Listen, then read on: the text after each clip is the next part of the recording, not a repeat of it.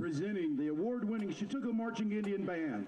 Tonight, the band will be presenting their 21-22 halftime show, The King, featuring the music of Elvis. Selections will include Burning Love.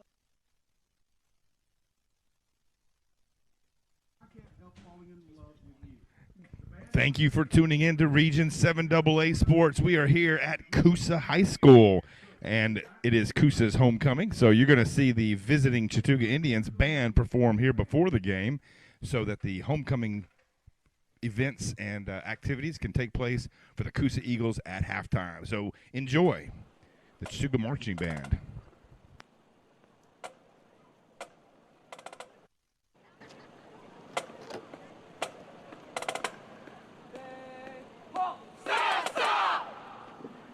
Drum major, is your band ready?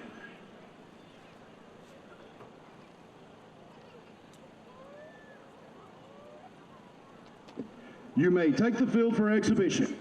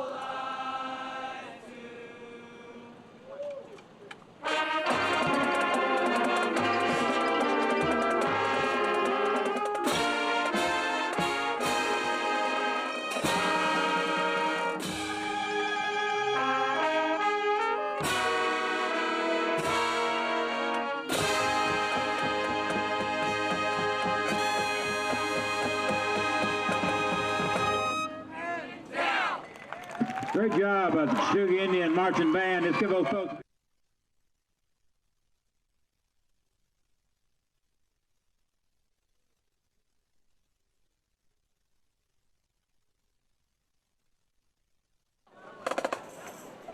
Our homecoming car parade will be coming around. Make sure you give these ladies and gentlemen a nice round of applause. Once again, thanks again. Great job, Chattooga Indians Band.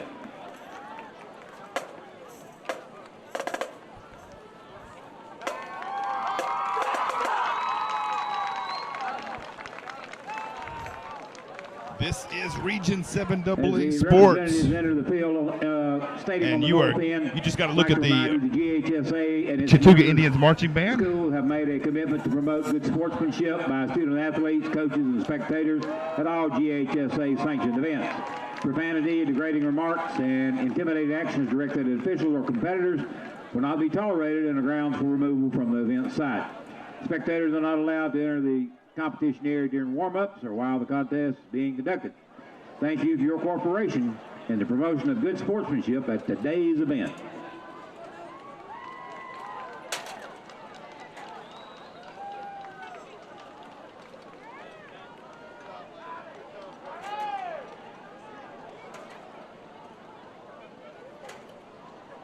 So that was the Chattooga Indians marching band and their performance and medley of Elvis hits. And entering the track now to the north end of the track, as you just heard, is the procession, the parade of homecoming court for the Coosa Eagles.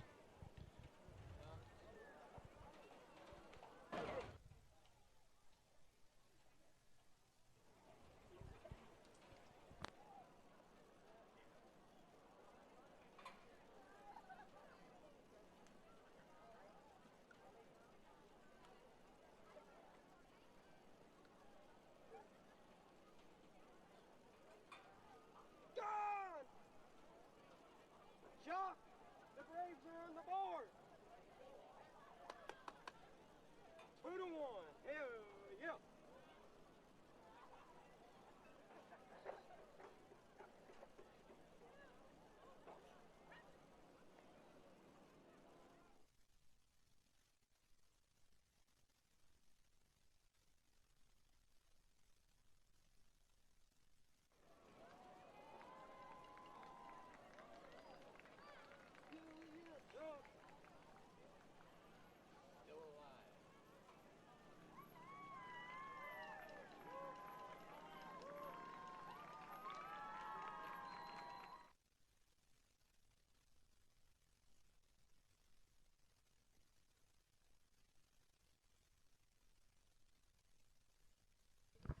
And here you see the freshman princess, Cassandra Cruz.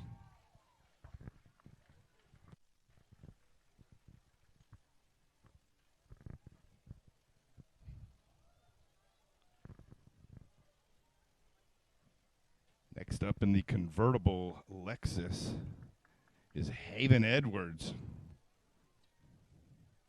sophomore princess.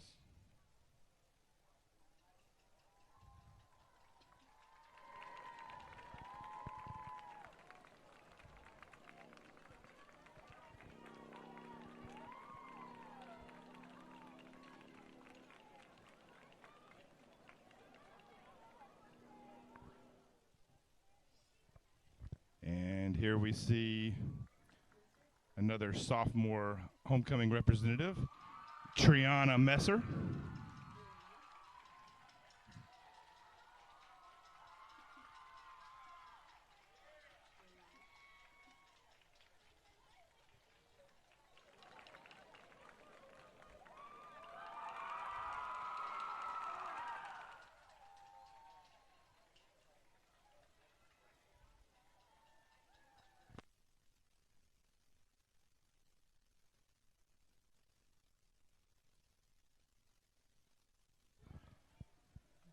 Junior homecoming representative, Shania McConnell.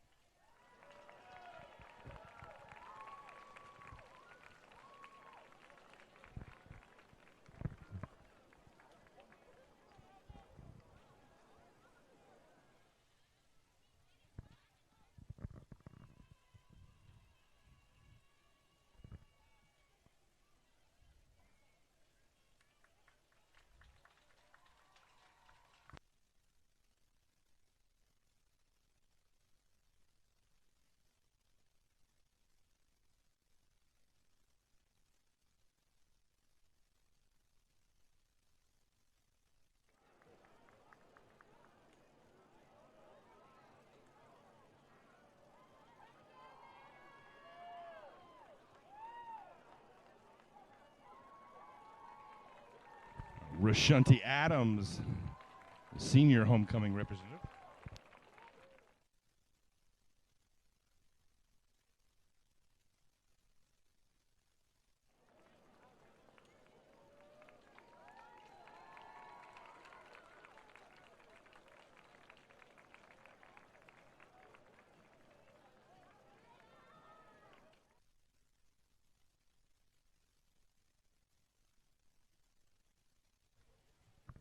Amari Johnson in the red Corvette.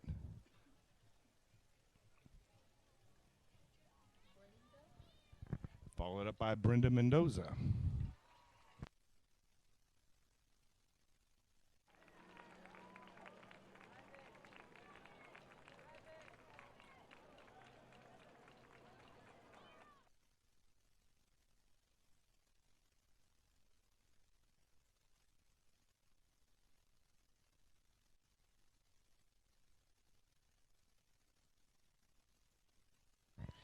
Sierra Mae Miller, senior Tiana,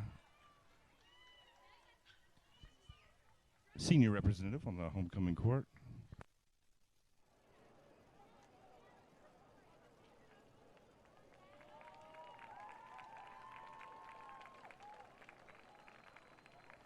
Miss Patel, senior representative of the homecoming court.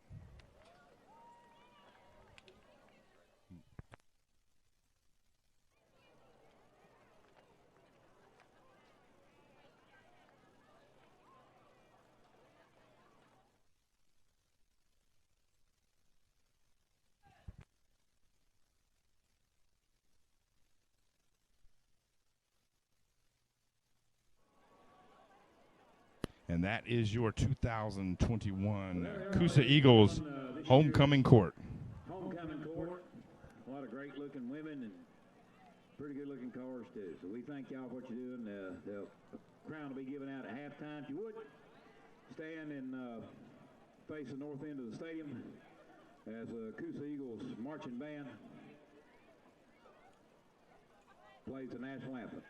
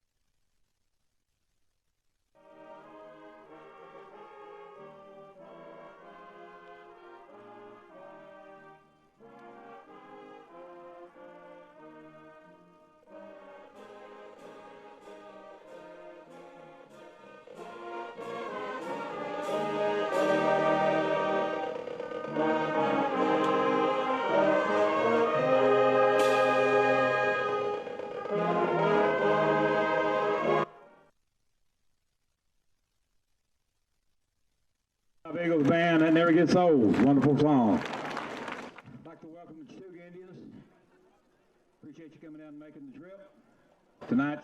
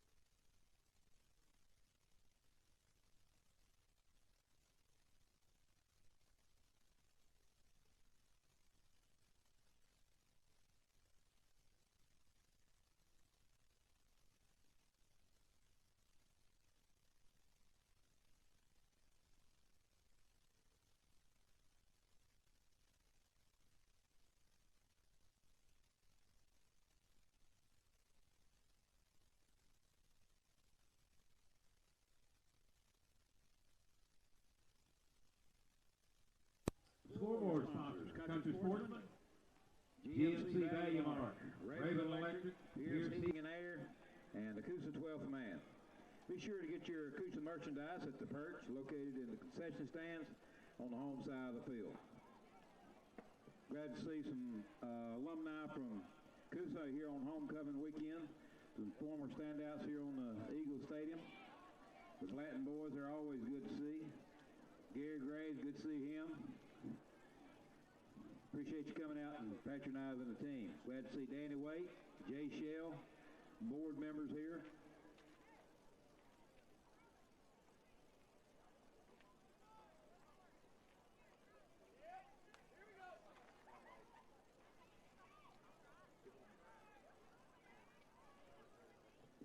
Score from Milwaukee after 8 complete innings of play. Milwaukee 2, Atlanta Braves 1. Braves coming up in the top of the ninth.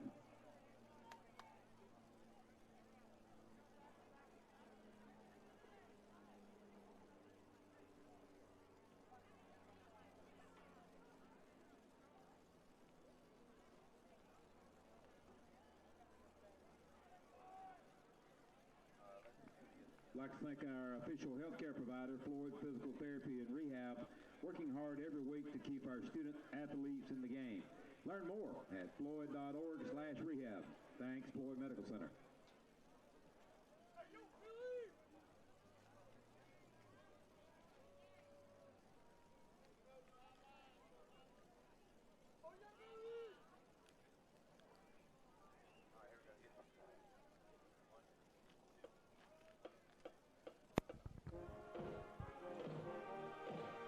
And here's a look at the Chattooga Indians coming out, warming up.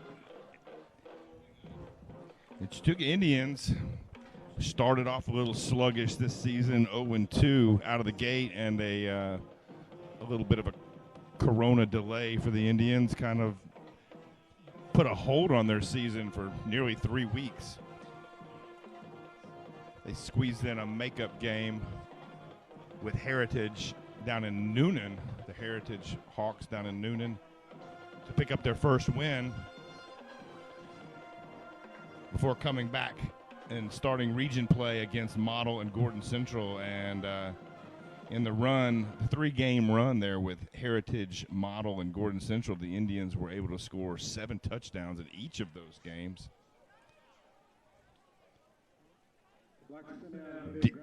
The defense still having a little bit of struggles.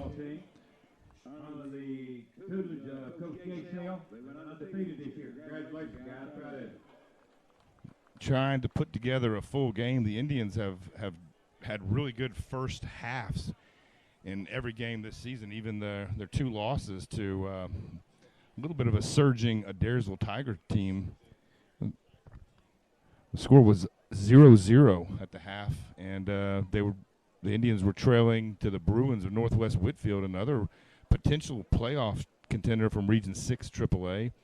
The Indians were trailing just 13-7 at the half. So good first half performances before what could only be described as second half meltdowns and eventual losses to those 2 Region 6 AAA teams. And again, that kind of a situation reared its head against Heritage, where the Indians gave up 31 second half points to Heritage. They did manage to hang on there and win that one 49-38, and played better at second halves against Model and Gordon Central, winning 49-21 and 47-21 in those 2 contests. The Indians settled on an offense that is led by senior quarterback Brody Mobbs. And Mobbs has been more consistent as LaShawn Lester has improved in health and is kind of getting his legs back under him. Just went over the 4,000 yards for career rushing mark last week against Gordon Central, and in just the last 3 seasons, beginning with his freshman performance, over nearly 300 yards rushing right here against Coosa. Lester has put up over 650 yards rushing and 10 touchdowns in 3 games against the Eagles. So the Indians' offense is going to be really looking for a big game from Lester. And likewise, the phenom sophomore Nick Hester. Hester has picked up a lot of yards from the backfield and started the season out rotating, kind of platooning at the quarterback position with Brody Mobbs. But the Indians settled in with Mobbs, and that freed Hester up to focus on being a running back and get in a little bit more defensive reps. And, of course, the fullback blazing the trail, Devin Hiroch. Hiroch now has had a 150-yard rushing game, countless pancake blocks, and leads the offensive rushing game by kind of opening up some holes there behind what's still an inexperienced offensive line. And Mobbs and senior 6'3" wide receiver Jalen Johnson have been able to hook up quite a few times now. 5 touchdown receptions for Johnson. So the Indians trying to get a little bit of a balanced offensive attack, and they'll need a balanced offensive attack here tonight. And the Indian defense, of course, Hiroch at linebacker has been a tackling force, but it's the three linemen, Xander Cook, Carter Lowenberg, and Billy Settlemore, that the Indians are going to rely on down the stretch, especially the three remaining games against Dade County, Fannin, and Pepperell. The upfront pressure from the three-man rush of Cook, Lowenberg, and Settlemore will have to continue to be consistent and physical. And, of course, Rowan Burdick leading the team in solo tackles, pass breakups, and actually has tackles for a loss, an interception, a couple touchdowns on offense. So I think Burdick is going to be relied more upon on the defensive side of the ball tonight and going forward from the safety position. And here we get a look at the Indian captains coming out tonight. Xander Cook, Carter Lowenberg, Jalen Johnson, and looks like Dylan Dover coming out as captains for the Indians.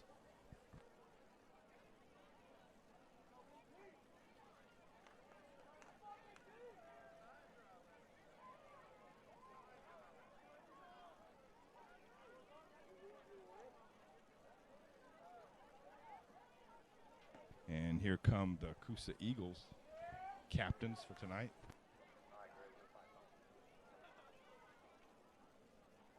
Looks like Dalton Denton, Curtis Chambers, Delois Millsap,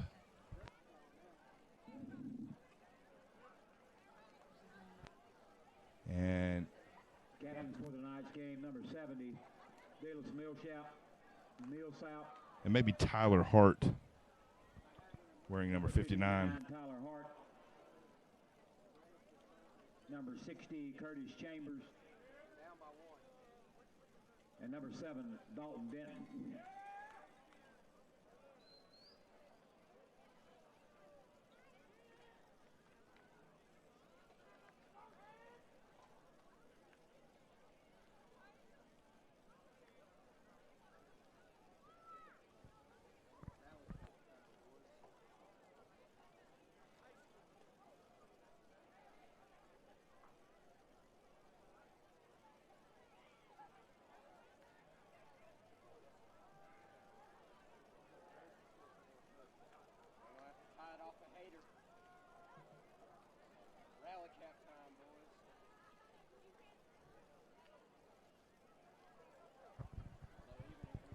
Looks like the head referee explaining the sportsmanship and rules of the game here as the visiting team, Chattooga, will call the talk. And the Eagles on homecoming night couldn't wait for their captains. They came on out. And there is the toss. It looks like the Indians have won the toss and elected to defer. They will defer to the second half. So the Eagles will be receiving the opening kickoff.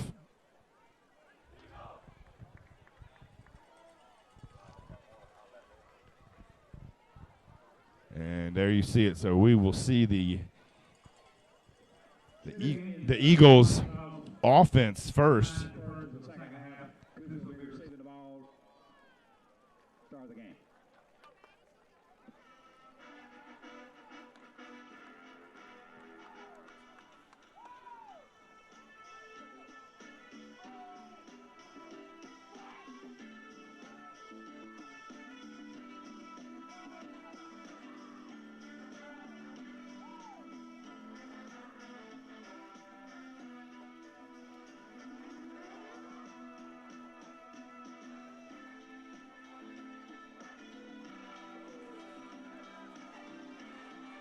And there are the Chattooga Indians, now 3-2 on the season, 2-0 in region play, fighting not just for a playoff berth.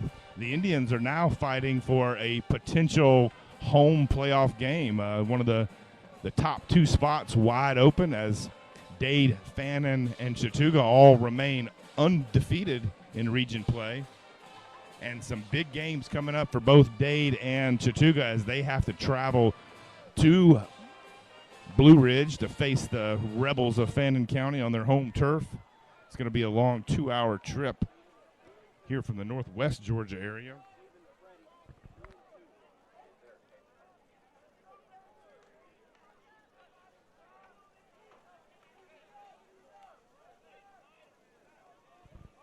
Kickoff tonight from Chattooga kicker, now 21 of 22 on PAT attempts, and kickoffs getting deeper and deeper on the season. A couple kickoffs went down inside the 15-yard line. Caroline Hodges, the senior kicker for the Indians.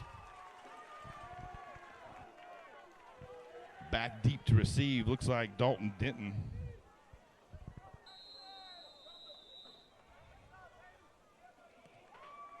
And it's a high pooch kick fielded at the fair caught at the 27-yard line.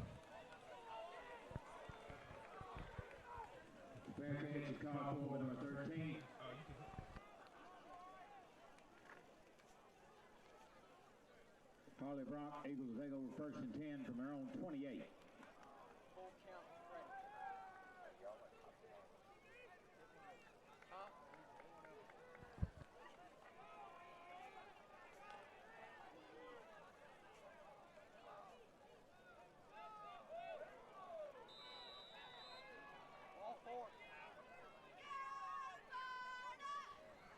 And that's going to be a quarterback keeper.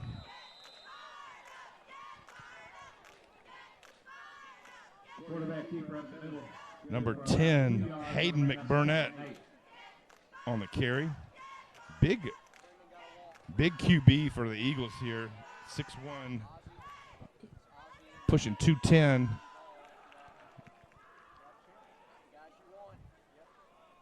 About a 2-yard gain for McBurnett. Going to bring up 2nd and 8.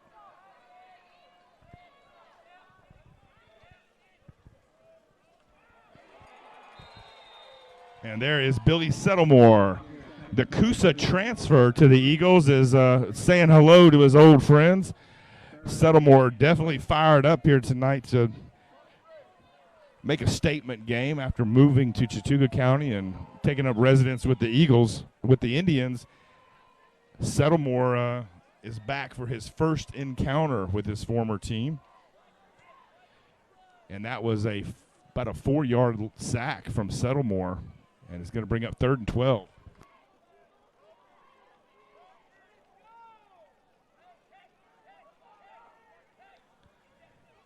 Eagles in a pass play situation here, and they got a man deep, and they go the other way.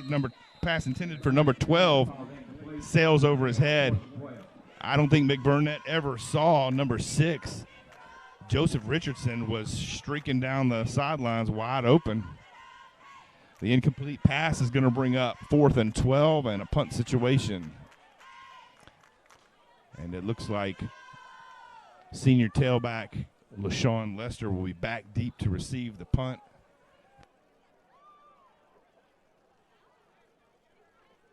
Dalton Denton, I think it's Jose Valero, and it's a bobbled snap. Nobody rushing the punter. He's able to get it off. Nice punt from Coosa. Dalton Denton rolls down just inside the 33-yard line for the Indians. And there was a flag on the play. And it's a false start against the Eagles. A false start against the Eagles. The Eagles are going to have to back this one up 5 yards and punt it again from their own 22 now.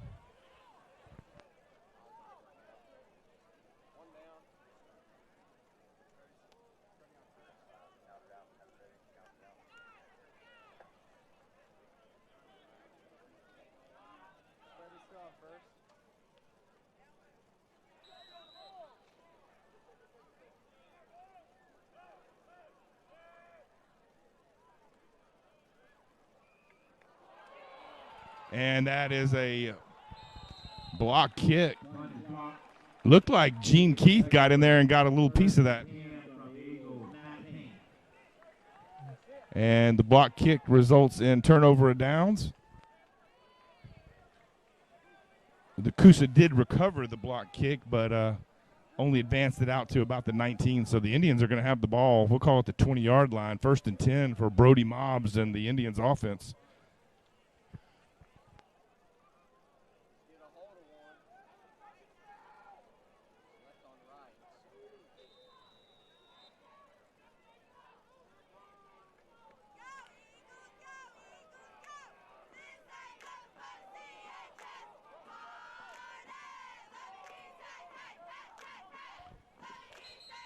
And there's a penalty for the Indians now.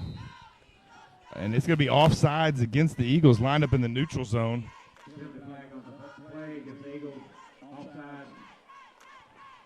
And we heard here just before the game started that the middle school team, I believe it may have been the 7th grade team or possibly the middle school team for Coosa went undefeated, being coached by the Coosa area board member, Jay Shell.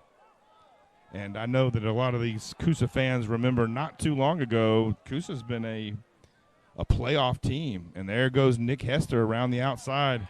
And Nick Hester's pretty much just too quick to stop. One play, one score. From the 15-yard line, Nick Hester takes it in for an Indian touchdown.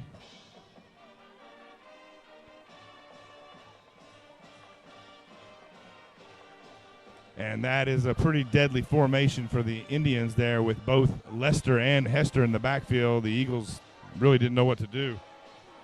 So as I was saying, the Eagles aren't too many years removed from a strong playoff team.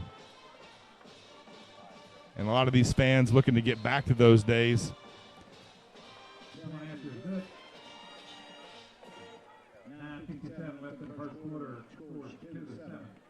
But over the past 6 years, the Indians are 5-1 against the Eagles. The one loss being a shocker double overtime victory from Coosa at Chattooga.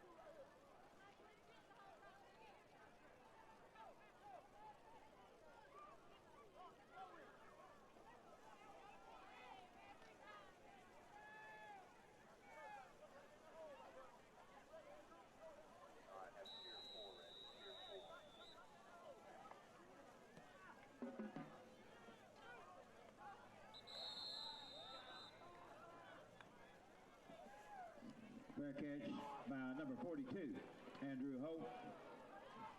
Eagles will take over 1st and 10 from their own 24.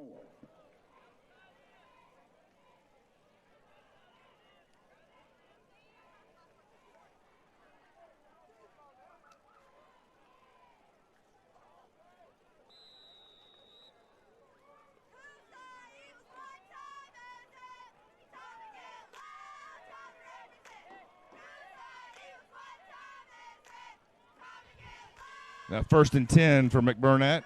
Handoff up the middle.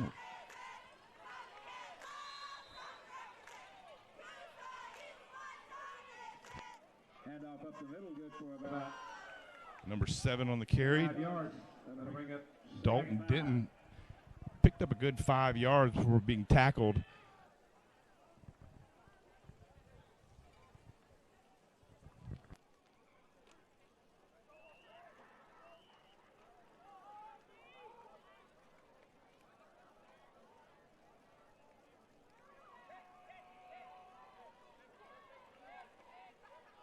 Handoff goes to number 12, trying to get around the outside. Just escaped the hands of Xander Cook. Josh Dixon picks up good second yard gain there, enough for an Eagles first down. Out to the 35-yard line goes number 12. Gives McBurnett and the Eagles offense a little breathing room now. Someplace to work from here at the 35.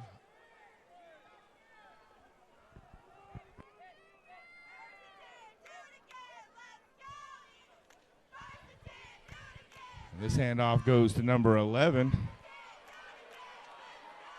DJ Haynes got a little running room.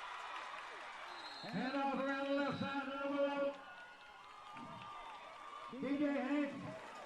That's it for a pickup of about 35 yards and an Eagles first down. Haynes made it all the way across midfield down to, looks like about the Indians' 29-yard line before being brought down. And number 70, Lois Millsap, a little shaken up on the play.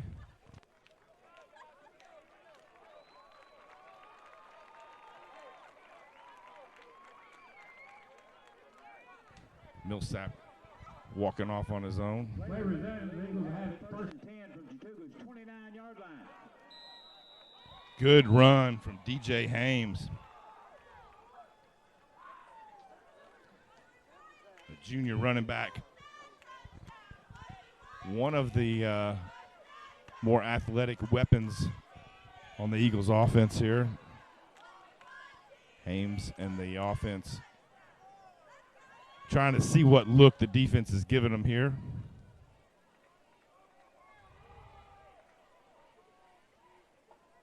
The motion play worked to perfection, and they're going to try it again here.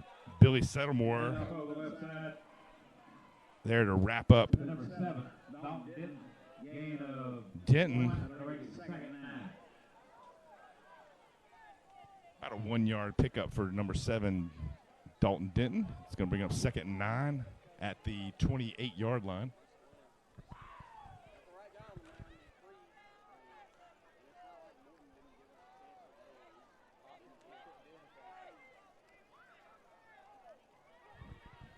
Again, Haynes in motion. Again, Haynes gets the ball. And this time, Settlemore's there. Handed up to number 11, DJ Haynes, fighting hard on that. Brody Mobbs.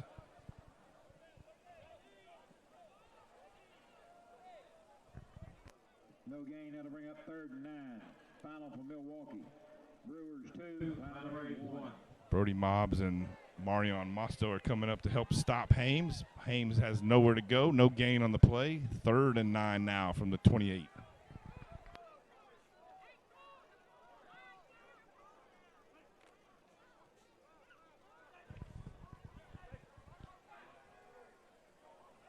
Two first downs already on this drive for McBurnett. And there's a little pitch to number 12, Dixon. And Hand off to number 12, Josh Dixon running around that right side. Gain of about 8 yards, and that's good for a gig at his 4th bar ground. First down, Eagles.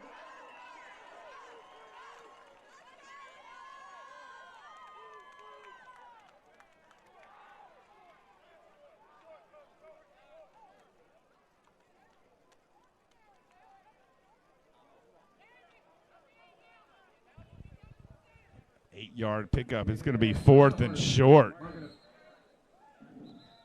And I believe the Eagles are going to call for a timeout here. I think they want to review. Check this one with the chains. No replay review here in GHSA.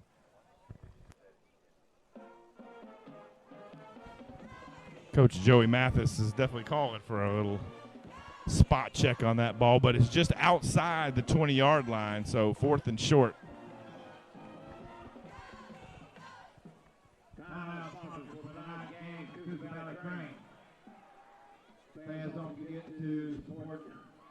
The Eagles offense finding a little momentum here with that motion play. Special on shrimp and steak tonight. Enjoy.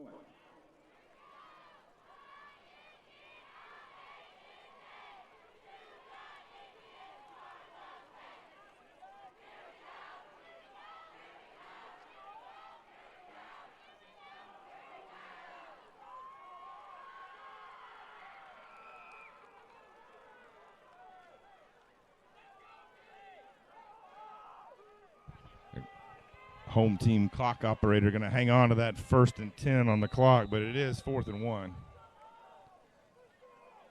And McBurnett's going to give this one to Denton, and number 7, Denton, sneaks his way through and picks up they needed a yard, about a foot. He picks up a yard.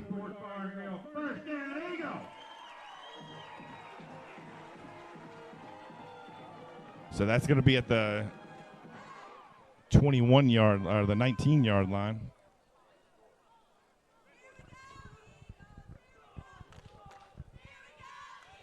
Productive drive here so far for McBurnett.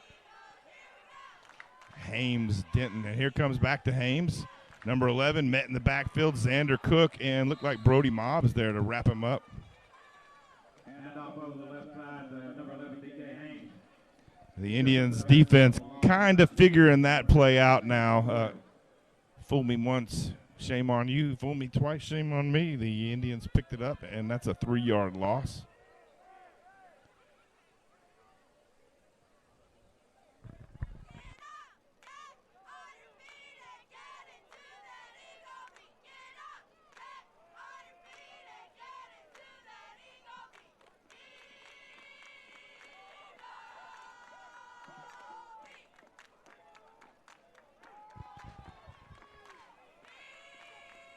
And McBurnett going to go to the air, over the head, intended receiver, I think number 13 there.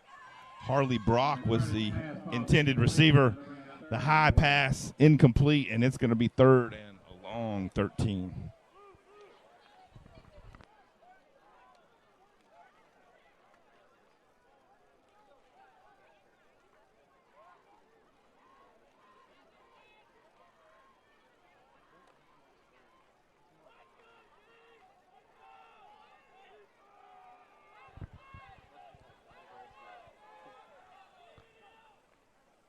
Again, Burnett looking for the screen, and there's the screen pass set up. It's going to be not enough for a first down.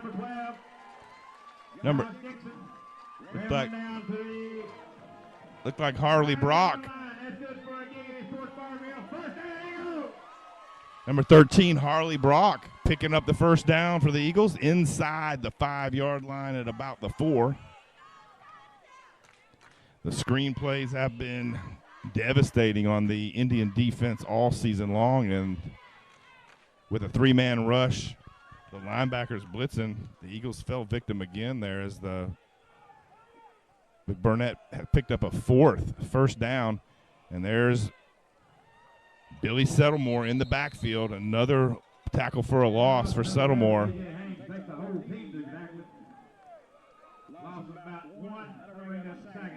Bubba Bass and Settlemore shutting down the right side of the line, and DJ Hames going backwards again. It's like about a 3-yard loss back to the 7-yard line.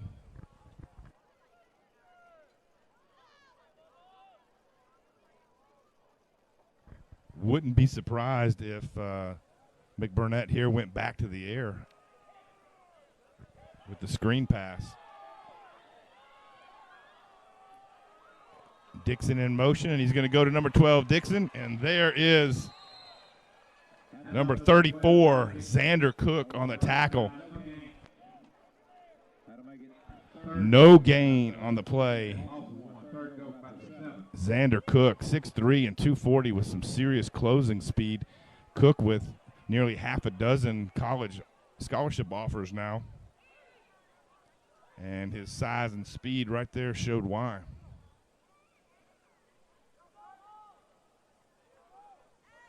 Third and goal now.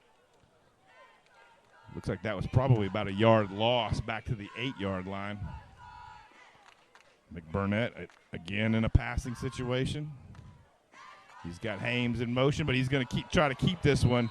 And there is number 56, Carter Lowenberg. Another tackle for a loss, 1 yard back to the 9-yard line. Goes number 10. And Valero is going to come in. Jose Valero is going to try for a field goal here. Actually, it looks like it's –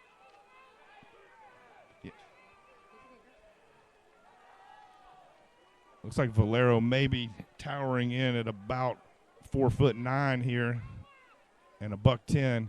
Nice leg, though. Splits the uprights, and the Eagles are on the board.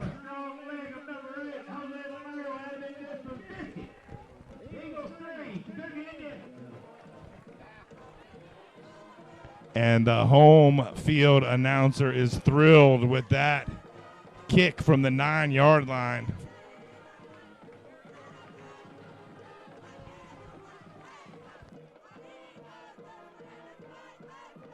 26-yard field goal, good for Valero.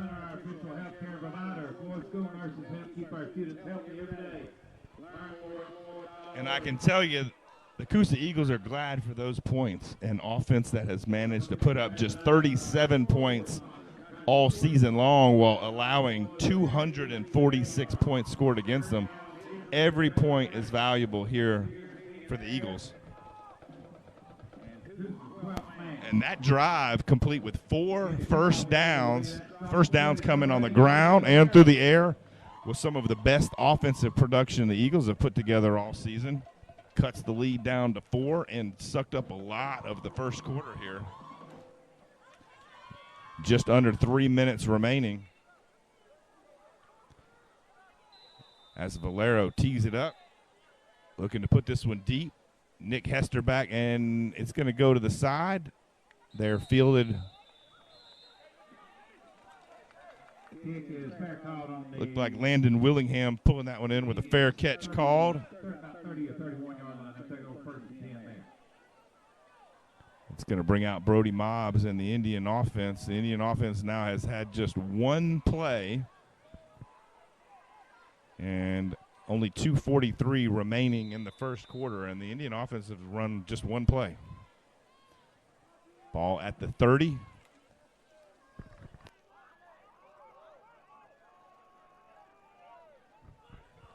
Lester in the backfield. Looked like Billy Settlemore in at fullback.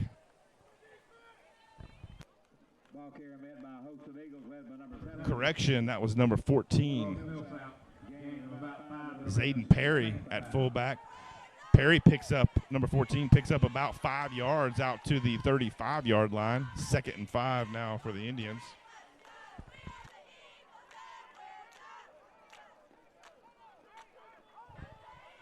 Jalen Johnson split wide down to the bottom side of the field. And the ball's on the ground, covered up by Mobbs.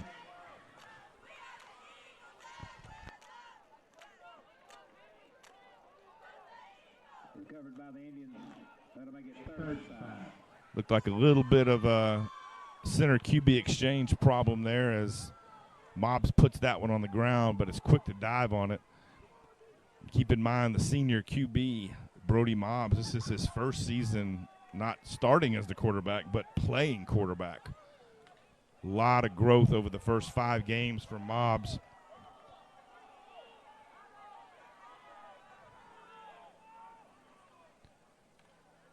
And the handoff back to Settlemore. No gain there. Maybe a yard for Settlemore.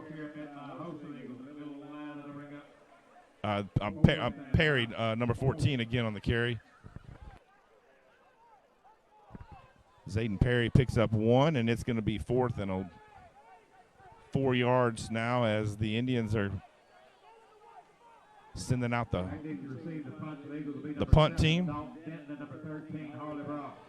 And Nick Hester's dropping back to punt this one away.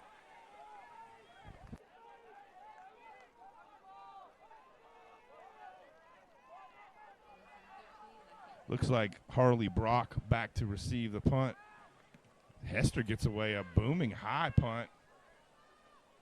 And the punt is muffed. Still on the ground. But finally covered up there by number 7, Dalton Denton.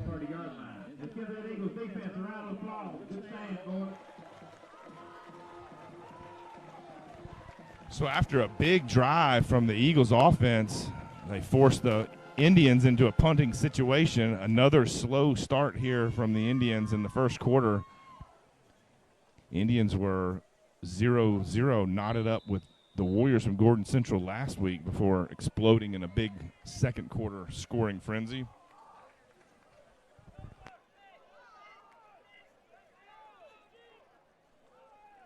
DJ Hames, number 11, with the carry. Wrestled down by Xander Cook. About a 1-yard loss for number 11.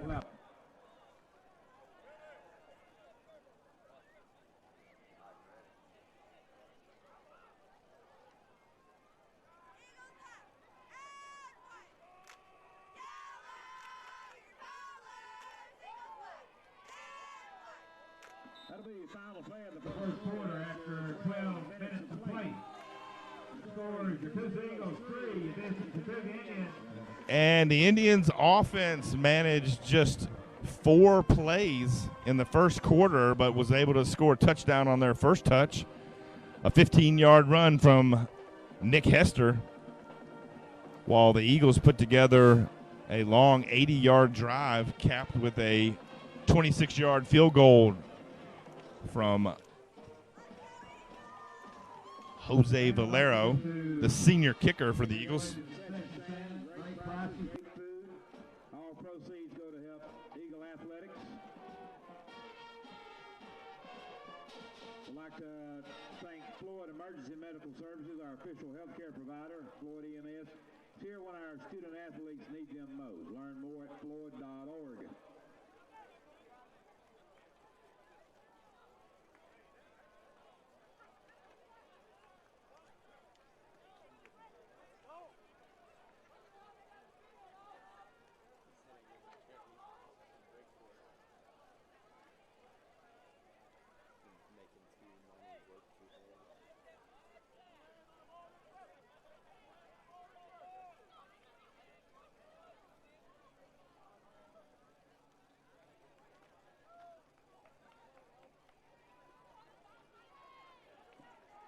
Play resumes. Start the second quarter. The Eagles fall second and 12 from their own 28.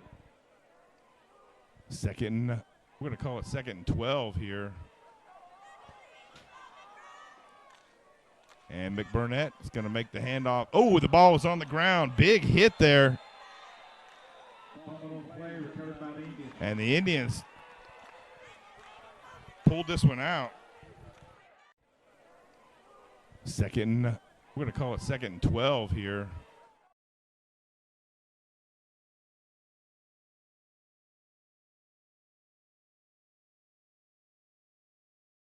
Heroach there. Big hit from Devin Heroach as he forced the fumble, and the Indians able to recover.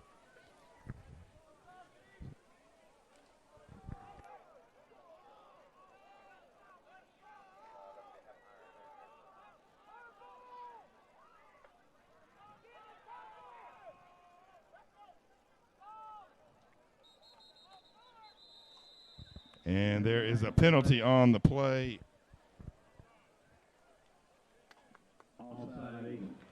Again, offsides on the Coosa Eagles lining up in that neutral zone. It's going to be 5 yards for the Indians.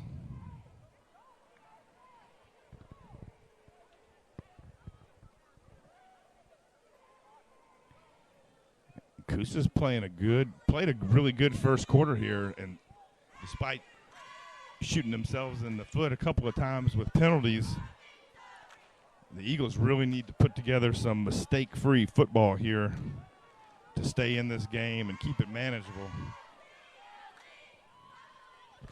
And there comes the handoff to LaShawn Lester up the middle. Lester wrapped up by a host of Eagles. Eagles defense on attack. That'll make it second, 4.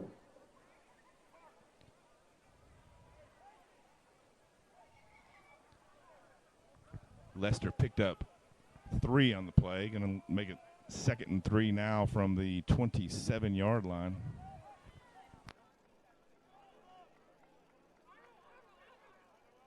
'24-yard line.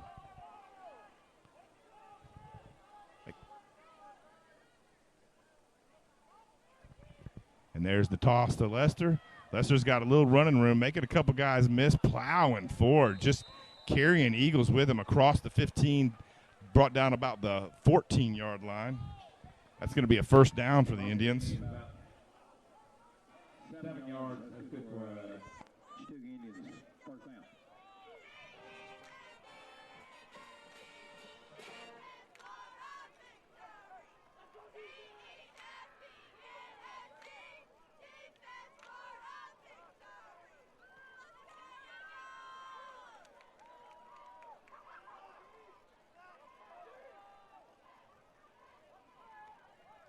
First and 10 now for the Indians, and the handoff goes right back to Lester. Lester breaks 1 tackle, and Lester's in.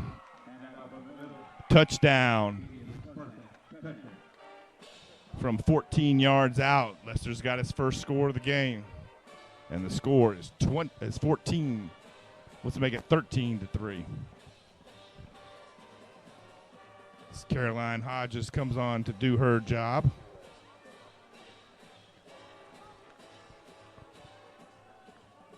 The Indians on that drive just stopped being fancy and handed the ball to LaShawn Lester, and Lester just 3 carries pummeling the inside of the Eagles line, and Hodges is going to knuckleball that one through for a good PAT, and the score is 14-3.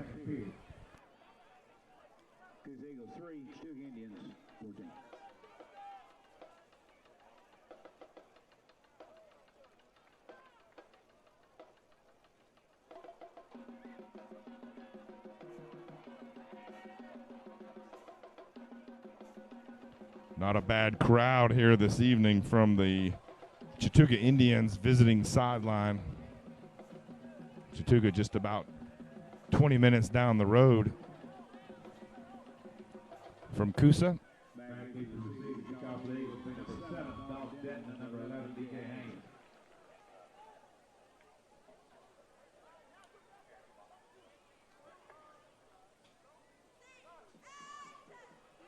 Film this kickoff for me. And here comes Caroline Hodges in to kick this one off.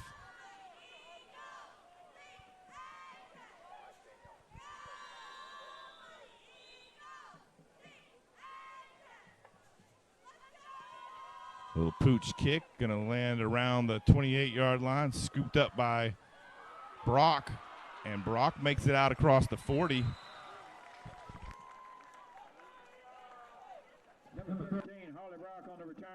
Harley Brock fielded that one about the 26, brought it out to the 42-yard line of the Eagles.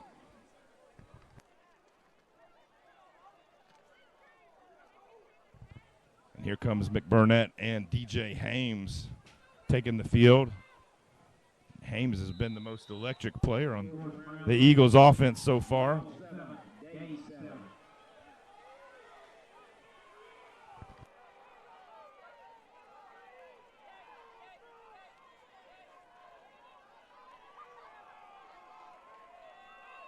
And here comes a pass.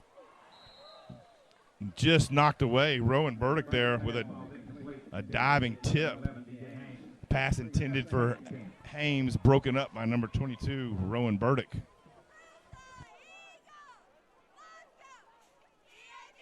Another score from around the region. Pepperell 9, Gordon Central 0. Model and Dade County all knotted up at 7. And the Dragons up on Gordon Central 9-0. And the Indians here up 14-3 as McBurnett is looking at 2nd and 10 from his own 42. And there's inside handoff, nowhere to go. Handoff up the middle, good for about 1 yard. That'll bring up 3rd and 9. Denton, number 7 on the carry. We're going to give him 1 yard on that.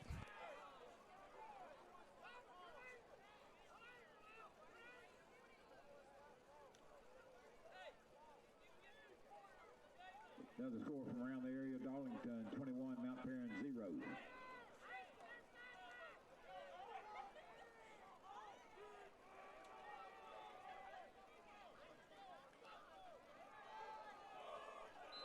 Indians caught a little eager there. Xander Cook jumped into the neutral zone. Nice hard count from McBurnett there to draw the Indian defense offsides. Picks up a little 5-yard penalty. Makes this a more manageable 3rd and 4.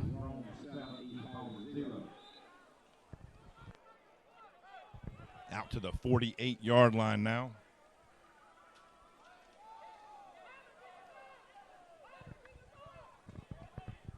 McBurnett's got Hames moving around, trying to draw the Indians defense into showing a look so that Mathis can, and the Eagles offensive line's going to give that one right back. That'll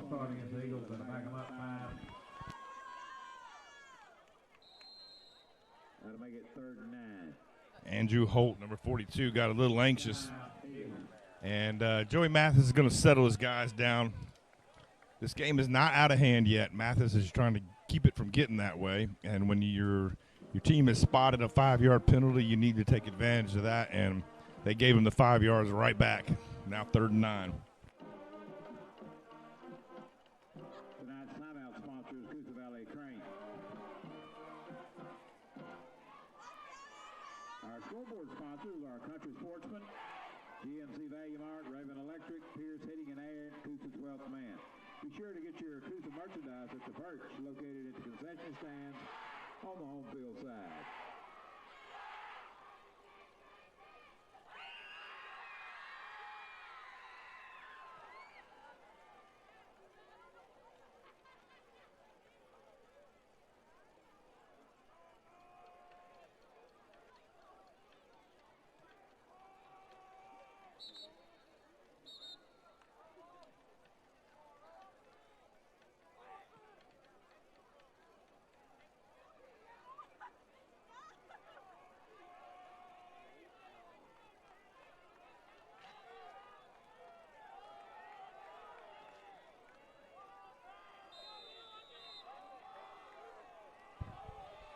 Third and long, passing situation, and McBurnett is going to the air, and he's got a man deep, and Jalen Johnson is going to be satisfied to let that pass intended for DJ Hames just sail over his head, incomplete, and bring up a 4th and 9 situation. Tonight's edition of Friday Night Football here on Region 7 AA Sports, brought to you by the one and only Crushed Tomato on the square in downtown Lafayette, Georgia. The best pizza on the square in Lafayette. Some say in the entire county of Walker County. Some say in the entire state of Georgia. If you haven't tried their pizza, you can't decide for yourself. So stop in and see Tyler and Natalie at the Crushed Tomato on the square in downtown Lafayette. And here comes the punt. Indians almost got a hand on that one, but it is shanked wildly.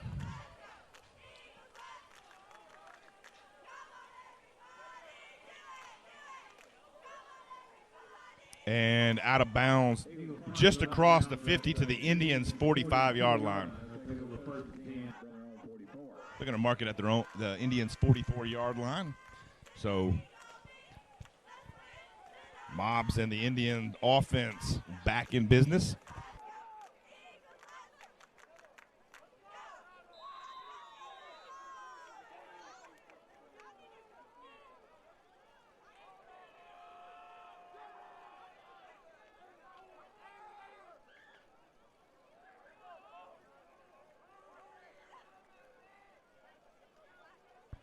And it's going to be a quick pass to Hester, and Hester's got one man to beat.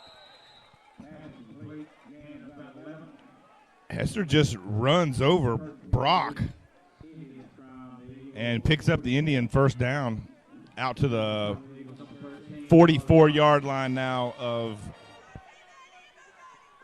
Coosa. About an 11-yard pickup there.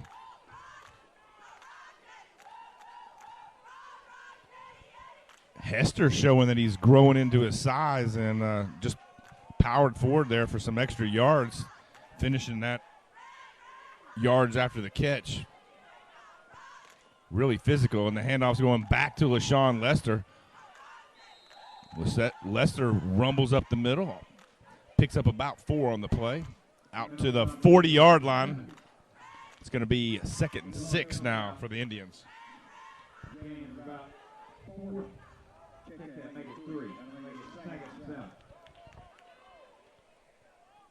Lester starting to run strong and physical again. 5'11", 215 pounds, lumbering running back with speed and moves. Lester, one of the more sought-after backs in the Northwest Georgia, and this is going to be a keeper for Mobbs, and this one may be coming back. Mobbs rumbles all the way down, still just dragging Eagles with him.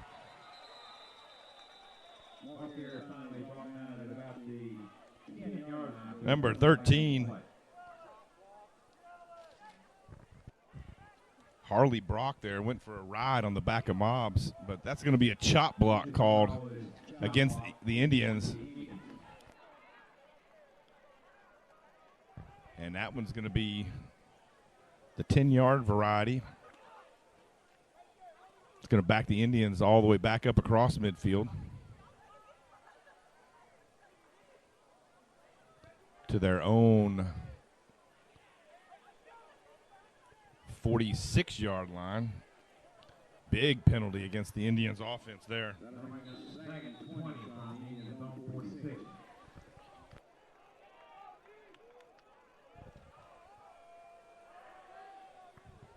Looking at about 2nd and 22 now for the Indians.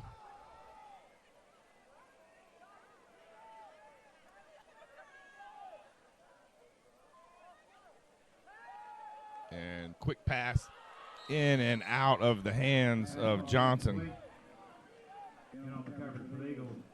Nice slant play called by the Indians there, but Mobbs put in a little bit of heat on that one, and Johnson couldn't quite hang on to it. Now 3rd and 20, another passing situation.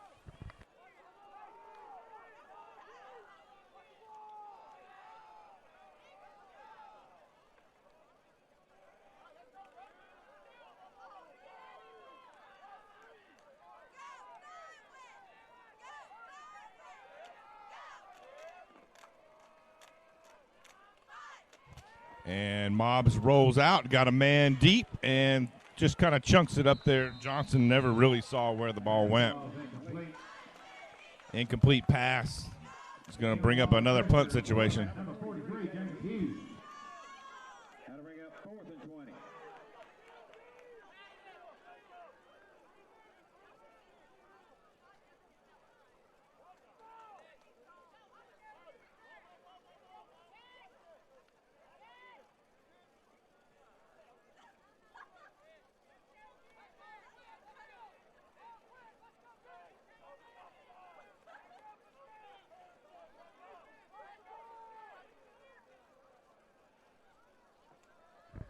Harley Brock back deep to receive the Nick Hester punt.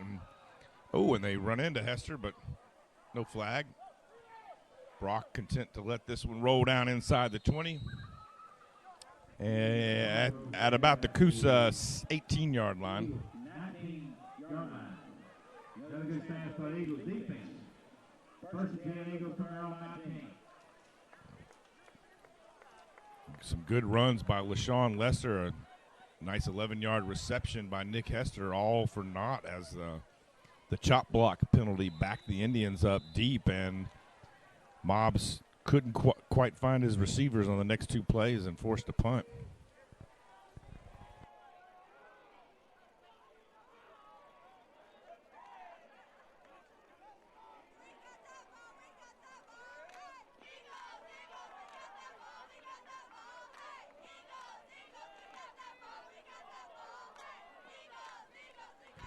Burnett goes right to Dixon.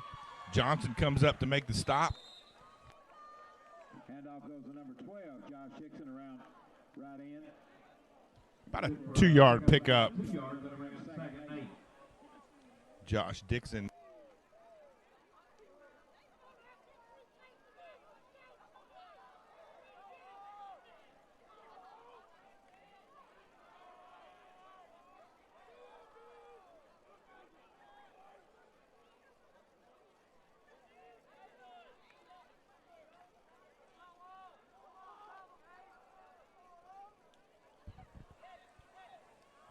McBurnett in the shotgun. He's got DJ Hames coming inside on this tackle, and there's Bubba Bass.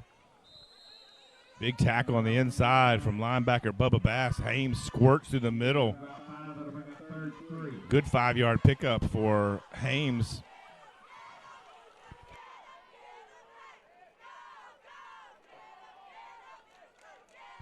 He's going to bring up 3rd and 3 now.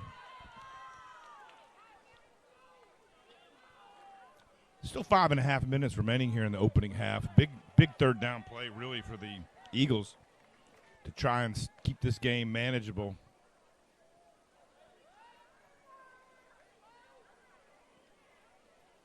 Little stutter steps, half start there from Dixon. And Mathis is not happy with what he sees from the Indian defense, so he's going to use his last timeout right here. Trying to get trying to get a good play call here on an important 3rd and 3. To patronize the concession stands, proceeds go to help Eagle Athletics. Great food, great prices, wonderful choices down there. Help us out. We need it.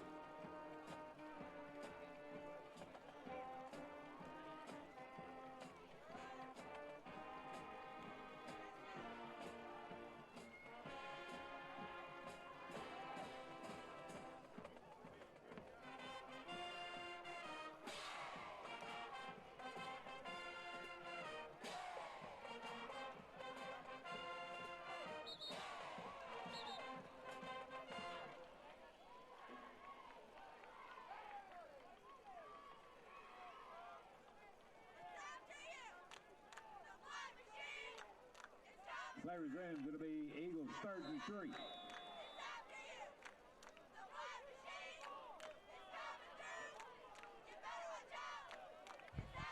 And this one's going to go right up the middle. Nothing doing. There's Up the middle.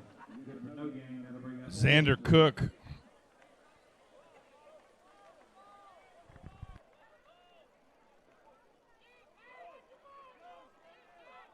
Xander Cook and Carter Lowenberg there to make the big 3rd down stop, forcing a 4th and 3 situation.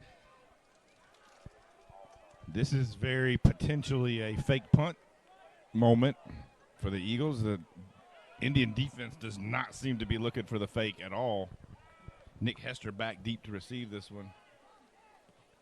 And Denton gets this kick off, no problem. And Hester fields it at the 45, forced out at about the 49-yard line.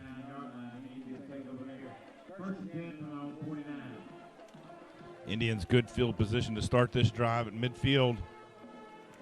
Trying to tack on some points here and expand this 14-3 lead.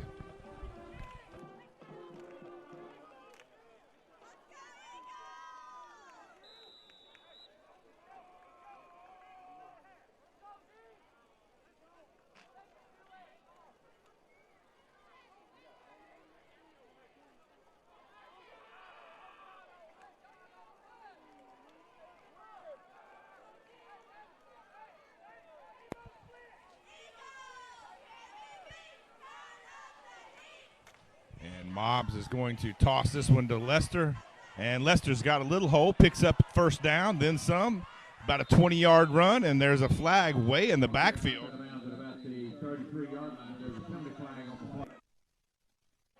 And it's going to be a hold against the Indians.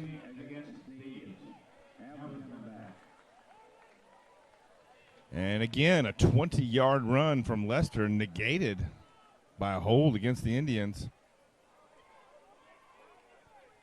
Nice option pitch from Mobbs to Lester.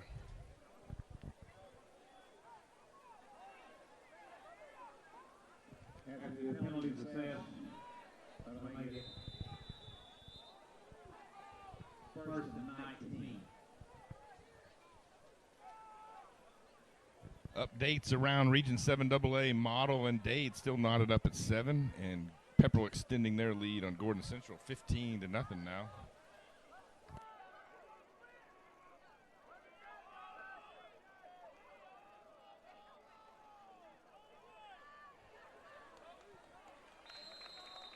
Okay, tripped up in the backfield by Host of Eagles. Led by number 43, Jacob Hughes, that'll make it second and 19.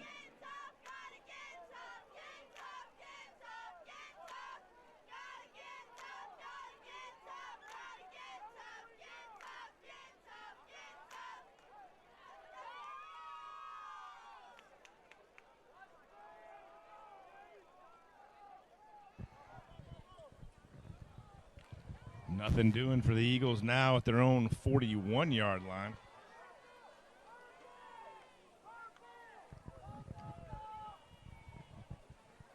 And Nick Hester gets the reverse carry, and Hester breaks one tackle. And Hester is gone. One man to beat, and it's DJ Hames. And Hames caught just enough of his leg to bring him down inside the 5-yard line. DJ Haynes tripped the ball carrier up at about the 3-yard line. Check that, 4-yard line. First and goal, Indians.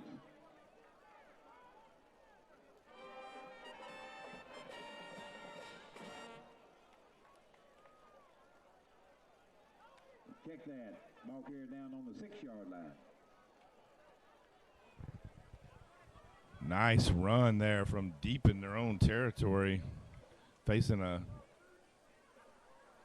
20 yards to go, and Hester drives the ball all the way down to the 6.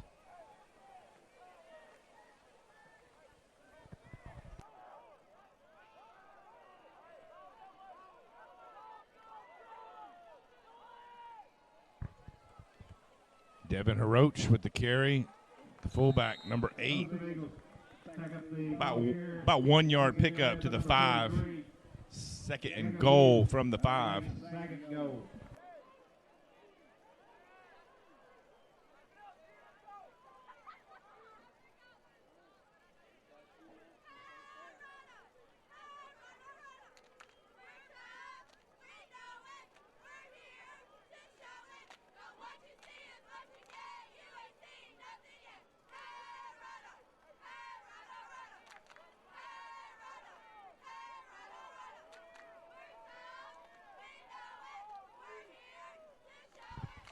And the ball's on the ground. Again, a fumble from Mobbs. Mobbs dives on this one. That's going to make it 3rd and goal from the 5.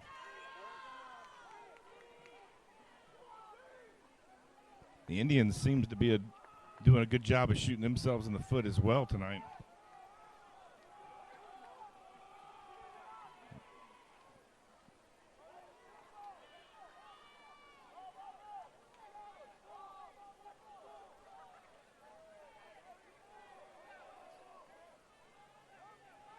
Hames' tackle of Hester may turn out to be big here if the Indians can't convert on this play. And there's the toss to Lester. And Lester's rarely denied from just 5 yards out. And LaShawn Lester, 5-yard touchdown score for the Indians. Too much power there from LaShawn Lester. From 5 yards, it's really hard to keep this guy out of the end zone. And that is going to be touchdown number 3 for the Indians here in the opening half.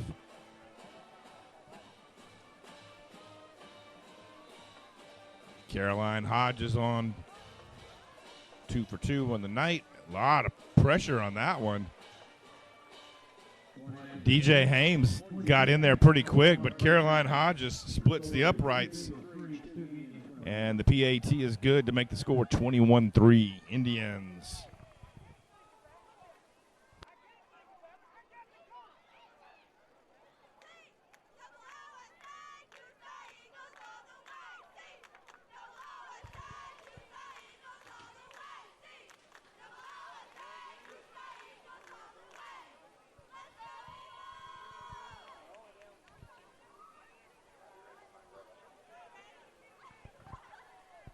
around the area, the Armurchie Indians, another Floyd County school, dropping down to Region 6 Single A, just picked up a big 35-14 win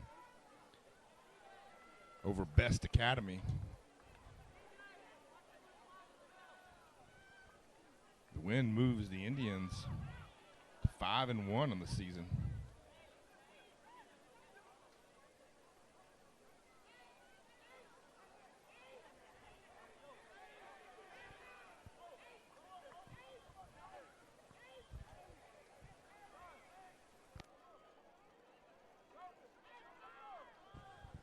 Early reports in Region 6 AAA, Ringgold trailing to Lafayette 7-10 early.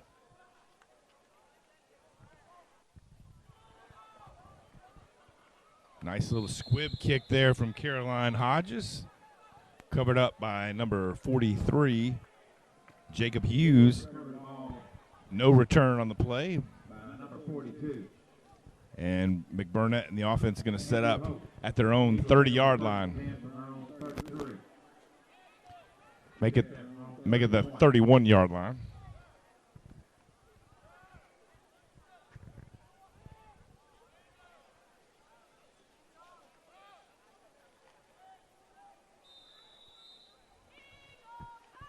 Another surprising score in Region 6 AAA is North Murray, even without their top receiver, jumping out early on Southeast Whitfield, 21-7.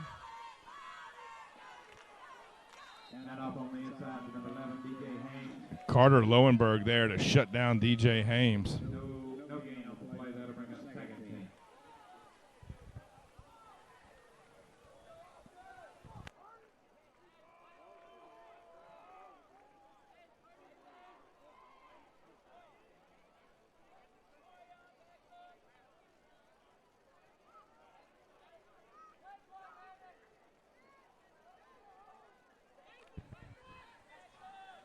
Ty Hall for the Indians at nose guard, giving the Eagles a four-man rush.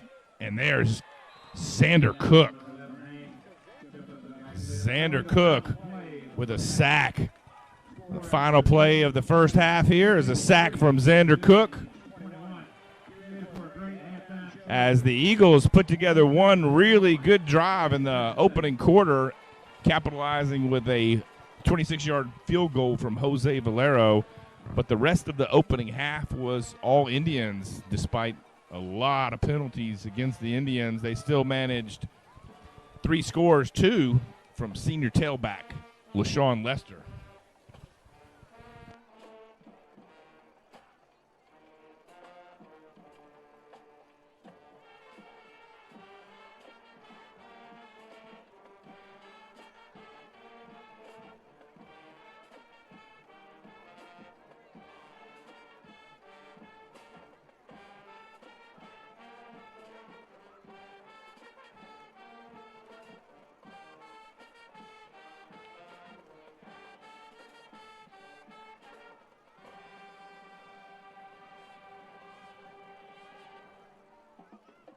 Good evening, ladies and gentlemen. We are proud to present for you our 2020. And we are going to let you stay tuned for the homecoming festivities here at Coosa. Sarah Emily Blake. Sarah is being escorted by her parents, Ashley and Shane Blake. She's an honor student, member of Fellowship of Christian Athletes, and plays volleyball. Sarah attends Cornerstone Church. After high school, she plans to attend the University of Miami and major in marine biology. Freshman representative, Miss Sarah Emily Blake.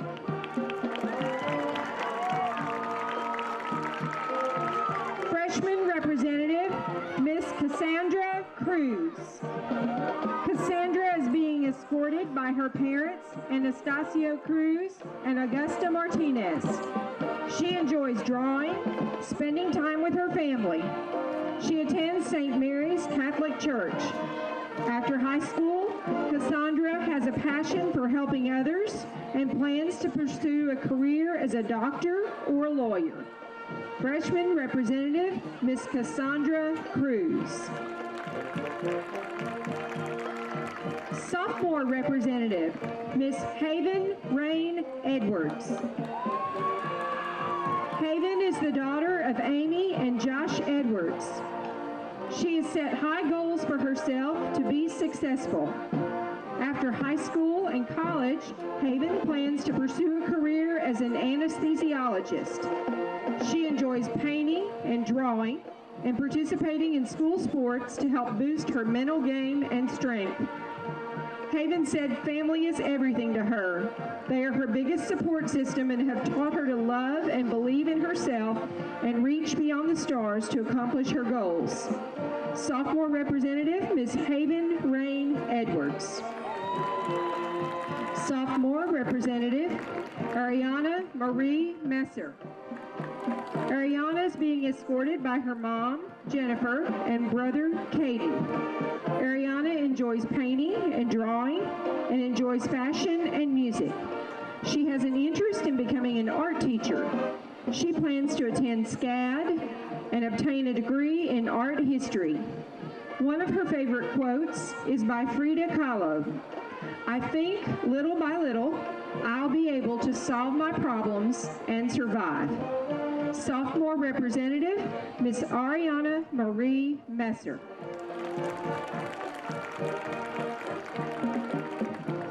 Junior representative, Shania Monet McConnell.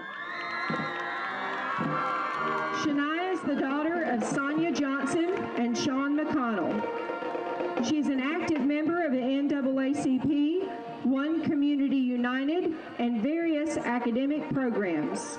Shania is an honors student and AP student here at CHS. She plans to attend her dream school, Howard University, and major in performing arts. She aspires to participate in commercial dancing to grow her dancing career. Family is very important to Shania. "My dream," she says, "is to be a daughter that my parents can forever be proud of." She said her grandmother should be credited with helping mold her into the young woman she is today. "She has been a strong female figure for me that I aspire to be like in the future. I can always count on her to teach me." Junior representative, Shania Monet McConnell. Junior representative, Meadow Haley Ann Rose. Meadow is being escorted by her parents, Tara and Nathan Rose. She is focused on academics and sports and is a member of the Coosa High School cross-country team. After high school, Meadow plans to attend college and work toward a career as a veterinarian. Meadow would like to thank her parents for helping her be the person she is today, and the junior class for nominating her to be a class representative. Junior representative, Meadow Haley Ann Rose. And now for our senior court. Senior representative, Ronshanti Dene Adams. Ronshanti is the daughter of Precious and Ren Adams. She's being escorted by her mom and her sister Renaya. Ronshanti is a member of the Beta Club, National Honor Society, and is a dual enrollment student. In her free time, she enjoys doing nails. After graduating, Ronshanti plans to attend Berry College and work toward a degree in veterinary medicine. Senior representative, Ronshanti Dene Adams. Senior representative, Amari Maisha Johnson. Amari is the daughter of Amelia Johnson. She's being escorted by her mom, sister Alexis, and brother Aiden. Amari has served her graduating class as class coordinator for 2 years, vice president her junior year, and would like to be class president this year. Her hobbies include studying at the library, listening to music, and meeting new people. She also enjoys scrapbooking. After graduating, she plans to attend college and medical school to become a medical scientist. Finding what creates a health problem and searching for how to solve it is her dream job. Senior Representative Amari Maisha Johnson.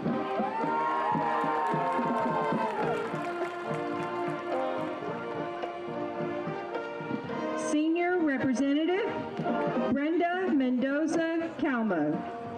Brenda is being escorted by her parents, Lucretia Ahilan Calmo and Angel Mendoza. She enjoys meeting new people and creating a bond with others. After school, Brenda plans to pursue a career in the medical field. She has a passion for being helpful and assisting those in need. Brenda says the most important lesson she has learned from her beloved parents is to never give up and to keep going on even if life brings you obstacles. Senior Representative Brenda Mendoza Calmo. Senior Representative Tiana Mae Miller. Tiana is the proud daughter of Renee and Eric Miller. She's being escorted by her parents. Tiana is a member of the CHS Lady Eagles volleyball team. She enjoys cooking and playing with her dog Kodak. Tiana plans to work toward a career in interior design and would like to create her own line of furniture someday. Senior Representative Tiana Mae Miller.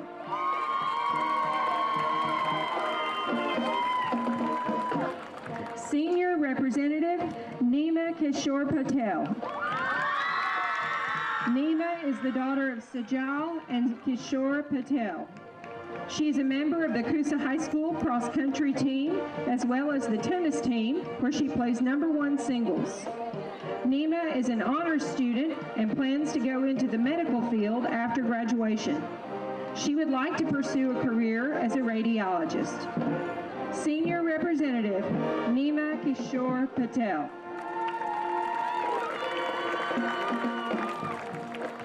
And now, a return by our 2020 homecoming queen, Miss Jasmine Cruz. Jasmine is the daughter of Lucia and Artisco Cruz. She's being escorted by her mom, Lucia, and brother, Giovanni. Jasmine is currently attending Georgia Highlands and plans to transfer to Georgia State to major in dentistry. Our 2020 returning homecoming queen, Jasmine Cruz. I know, I was walking up here and Levi said, "You can film me if you want to," and I was like, oh gosh. May I have a drum roll, please?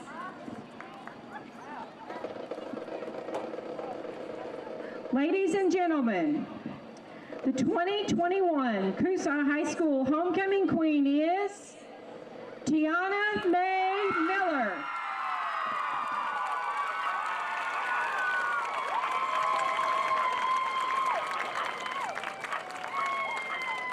I knew that was coming. I said I knew that was coming. Because when she came out, all the crowd, like everybody stood up and cheered for her. She's the only one that actually got cheered for. So I guess they don't do it.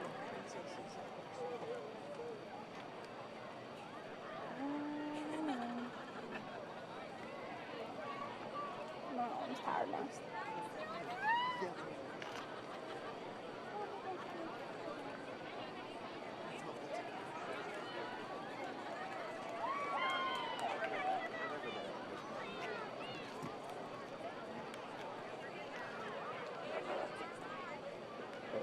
I just hate how that speaker's in the way.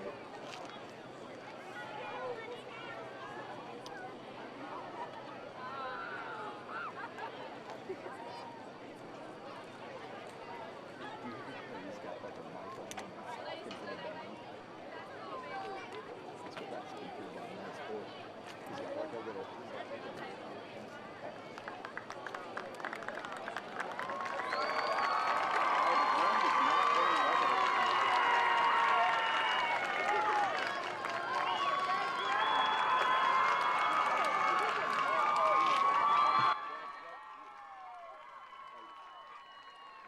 slightly uneven right there.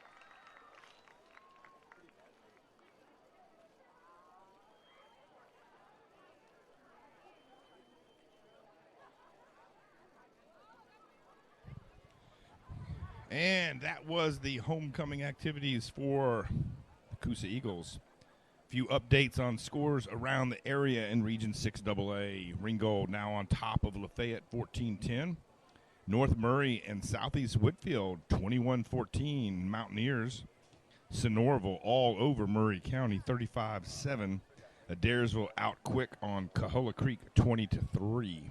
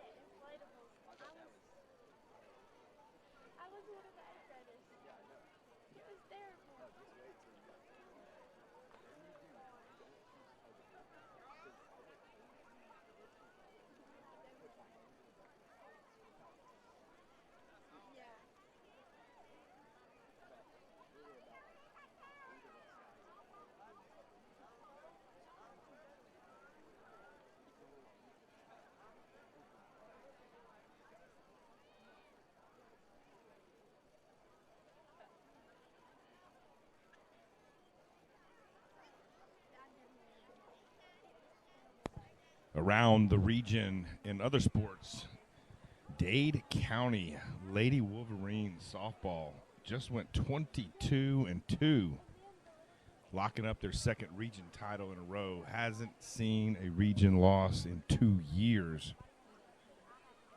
Finished up with a 12-2 win Tuesday night right here over the Eagles. And the Indians wrapping up a doubleheader against Fannin County.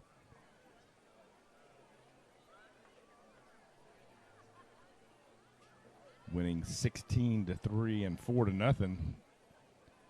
Pretty much locking the Indians up for the second seed in the region. Pepperell and Coosa had a few battles.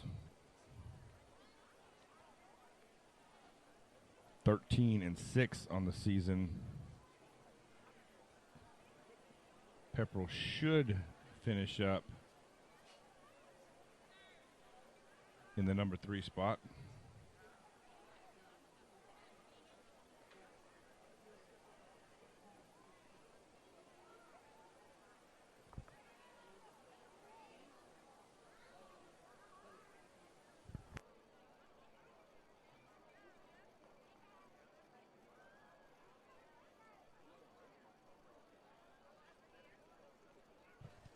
Pepperell now up at the half, 16-0 on Gordon Central. People are a little surprised that the score is only 16-0, but Pepperell working through some offensive production problems that everybody kind of overlooked because of the difficulty of the first gauntlet of their schedule. But after dropping a game to Dade County and now not struggling against the Warriors, but not putting up what fans had anticipated they would put up on the Warriors, who are 0-6 on the season. People are wondering about Pepperell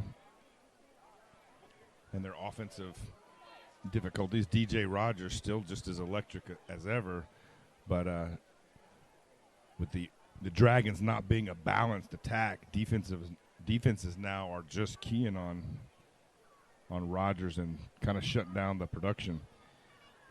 The bigger surprise is the halftime score between the Model Blue Devils and Dade County Wolverines, 7-7 at the half. A lot of playoff implications in that game, as Dade now has the win over Pepperell. But Dade still has Chattooga, a trip to Chattooga and a trip to Fannin County. Both will be difficult games for the Wolverines. A loss against Model would be a pretty major setback for Dade, who now has really high aspirations.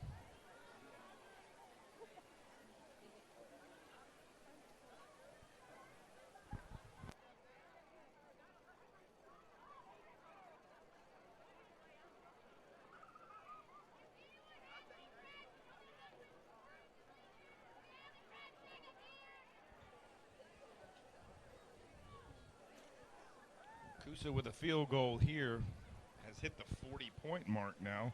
40 points scored on the season. And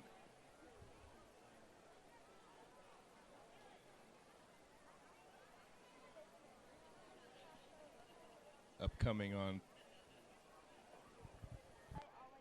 Congratulations once again to all the participants on tonight's homecoming court.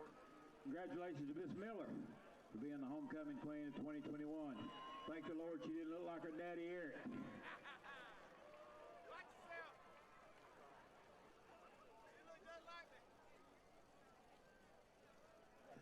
I'd like to thank our official health care provider, Ford Physical Therapy Rehab. Coosa looking forward to the rest of their schedule against Gordon Central, Dade County, and Fannin County and Pepperell.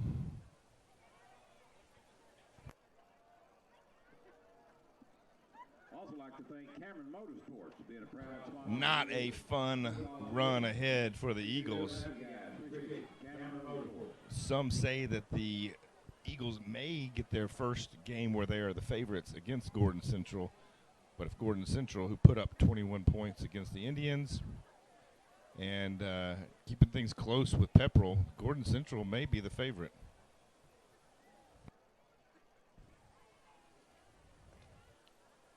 But then closing out their season with Dade County, Fannin County, and Pepperell. Coosa's got a rough last half of the schedule, the season ahead for them as well. Meanwhile, the Indians, of course, leave here from Coosa to face Dade at home, then traveling to Fannin County and get Pepperell at home. All three big games for the Indians. The Indians struggled with Fannin County and Pepperell, but they were defeated in Trenton by the Wolverines last season. So the remaining 3 games for the season, the Indians lost all 3 of those games last season.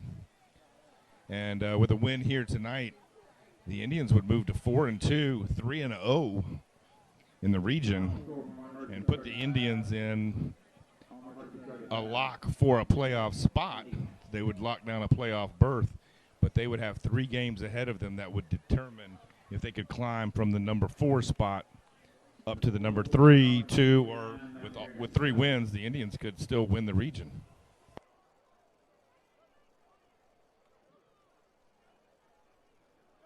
Halftime, Rome 21-0 over East Paulding.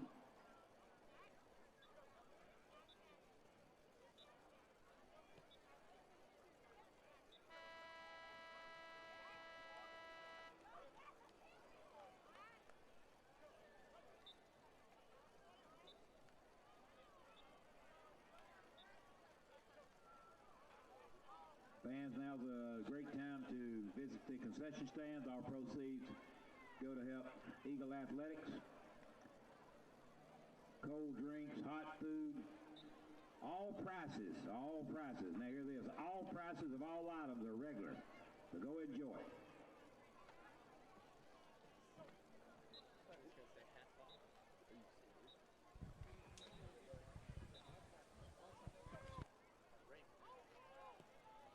Remember to check with Northwest Georgia Football's scoreboard show every Friday night after all the action. Just jump on Twitter or YouTube and check all the action with Lawrence Morgan and Benton Burge as they give you updates from around the Northwest Georgia area. The big games, the little games, and all those in between on the scoreboard show.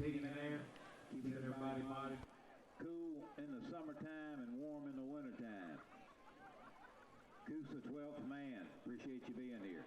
Don't forget about Cameron Motorsports. Please patronize these sponsors of the Eagle Athletics. Just a reminder, this is Region 7 AA Sports, brought to you by the Crushed Tomato. A lot of great sports action going on around the region,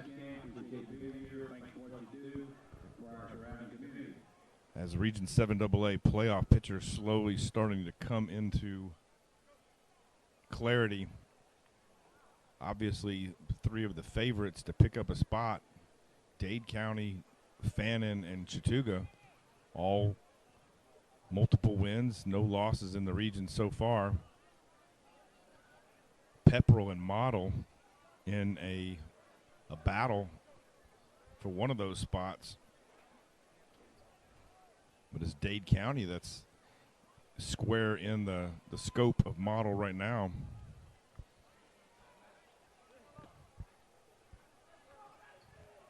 We will keep you tuned as the night goes on. And you, as you're joining us again after the halftime festivities, grab your drink, kick up your feet, lean back and watch some Coosa Eagles and Chattooga Indians football here as McBurnett, DJ Hames try to get back in this fight, trailing 21-3 over behind Brody Mobbs, Nick Hester, LaShawn Lester, and the defensive squad, hit squad from the Indians.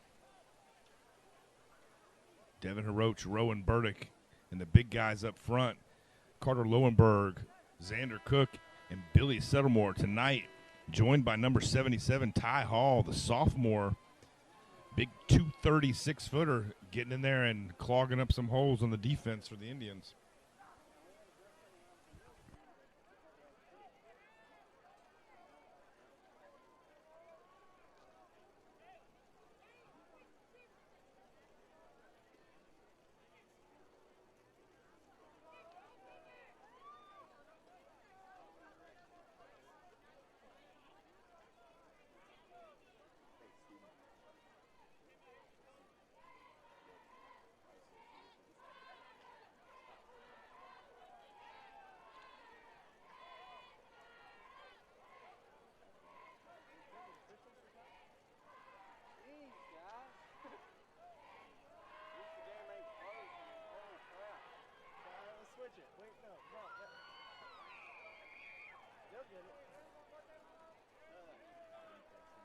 In to kick off for the Eagles will be number 8, Jose Valero. The Indians won the toss and chose to defer to the second half, so they will be receiving the kickoff here as Hester, Mobbs, and Burdick all back.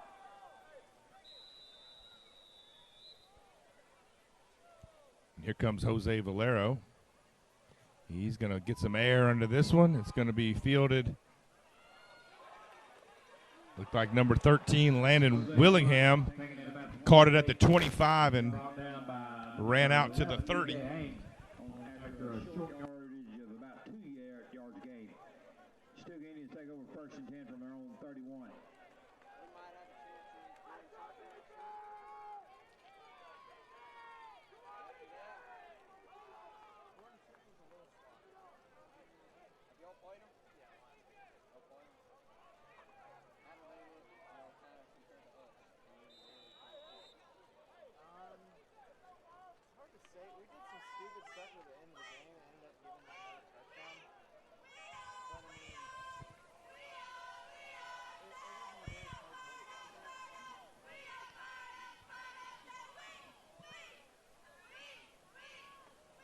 Lester in the backfield. This is going to be a keeper from Mobbs. Nice inside run from Mobbs. Picks up 7 yards on the carry. He's going to bring up a long 3rd and a long 3.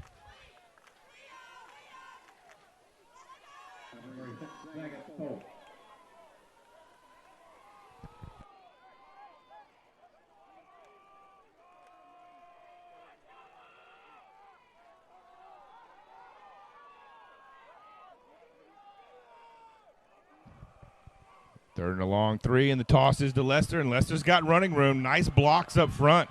Lester's got some open field, and a big block downfield from number 73. And there goes Lester inside the 5, and it's touchdown. LaShawn Lester from his own 38-yard line. Lester goes 62 yards for the score. Third touchdown on the day for LaShawn Lester.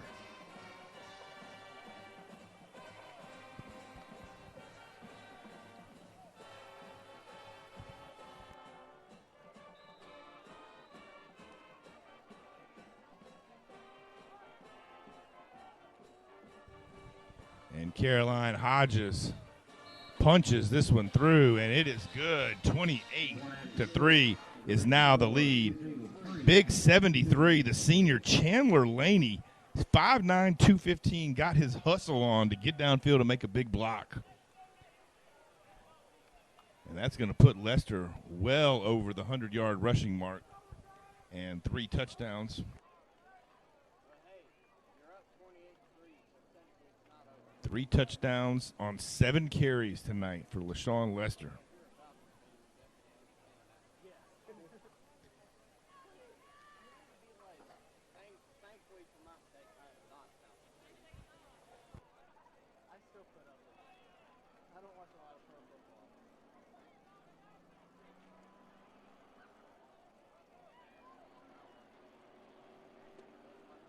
And the home sidelines has gotten markedly quiet. The Indians sidelines probably has twice the number of fans that the home sideline has. Even the announcer made the announcement in the stadium. There's not many of us here, but let's try to let them hear you. Tough season for a program again that was just a few years ago was a playoff team, and at one point picking up 7 8 wins a season. Caroline Hodges set to kick off. A lot of backups getting playing time here early. This kickoff fielded at the 26 by Dixon. Josh Dixon to just ease it out of bounds. Fielded at the 26. Number 12 carries it out to the 43-yard line.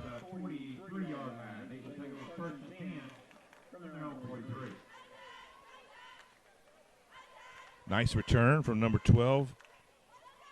Josh Dixon, the junior, 5'11", solid, 185 pounds for Dixon. He shows some promise. If his offensive line can give him some time, mixed with DJ Haynes, the two of them could be a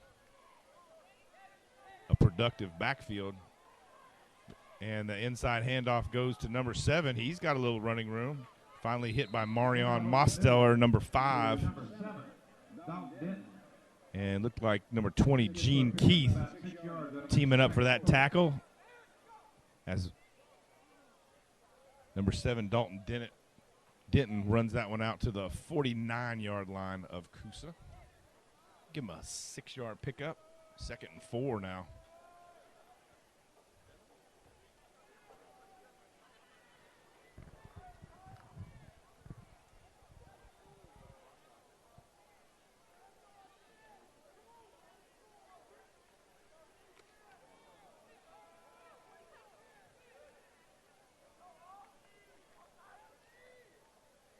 Denton in the backfield, Hames in motion, and the Eagles are going to get flagged here for illegal procedure.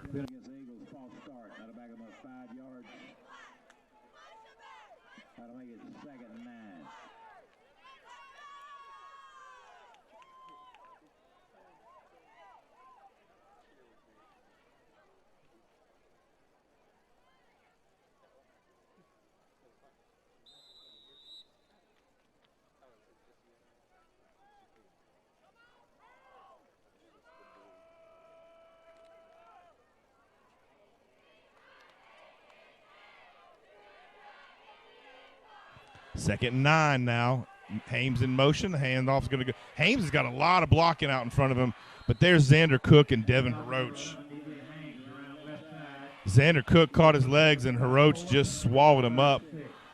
Solid 4-yard gain for Hames is going to make it a manageable 3rd and 5. One more of those third downs that McBurnett and the Eagles offense has got to start figuring out a way to convert. Really nice first quarter drive with 4 first downs from the Eagle offense. And they're going to have to get back to that. really solid adjustments from the Indian defense, and there it is. Just all day from Brody Mobbs coming inside. Mobbs is lining up like a star outside linebacker, and he's coming hot. That's a 1-yard loss back to the 48-yard line. And punting situation now as Hester's back standing on his own 25-yard line to receive this.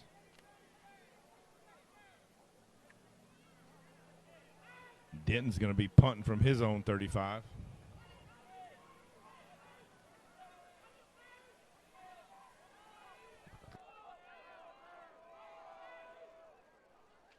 And it's a fake.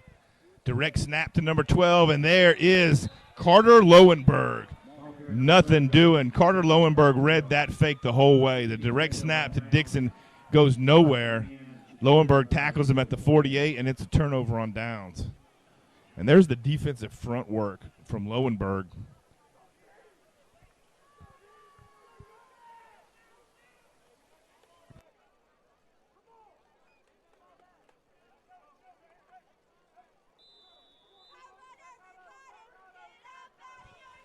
Not a bad play call from Joey Matheson, the Eagles offense here. Just trying to get something going and not let this slip away. You're trailing 3-28, and you're at midfield. It was really worth the risk. I wouldn't say that was a bad call at all. And ball on the ground. Mobbs goes to the air, and Jalen Johnson makes the catch, and it's a touchdown, Indians. Indian touchdown.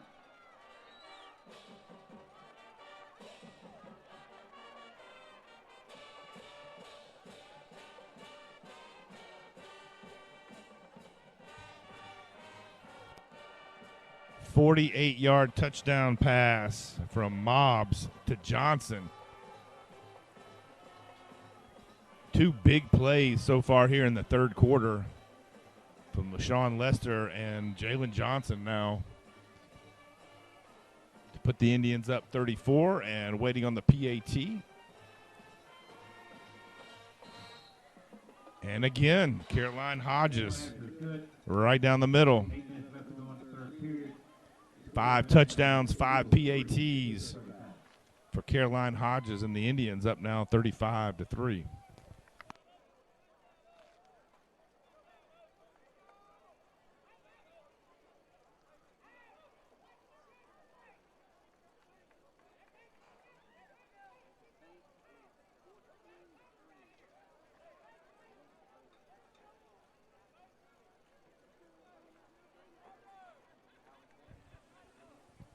Keeping you posted at Daresville and Cahola Creek, 20-3. Sonoraville up 41-7 over Murray County. North Murray, the Mountaineers still in a battle with Southeast Whitfield, 21-14, and Ringgold and Lafayette in a bit of a tie-up. Shocker there as Ringgold only leads 14-10.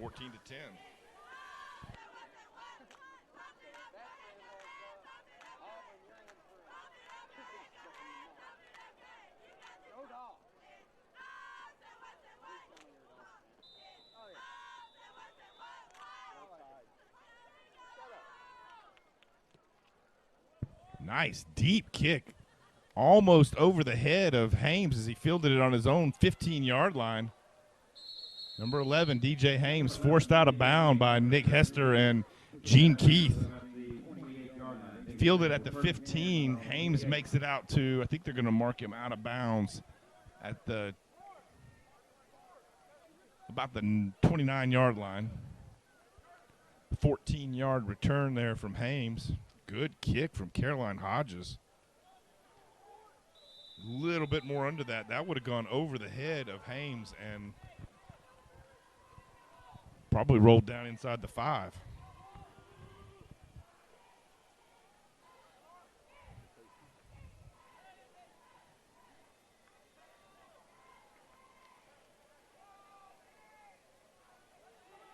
McBurnett. A little pitch back to Dixon. Dixon hit and wrapped up. Mobbs there to stop him.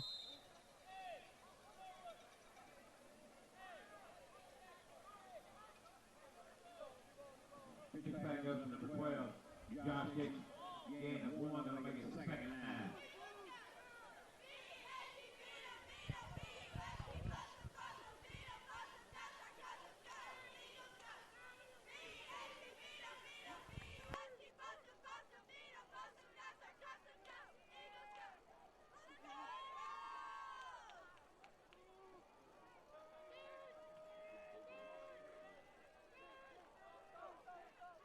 2nd and 9 now for the Eagles.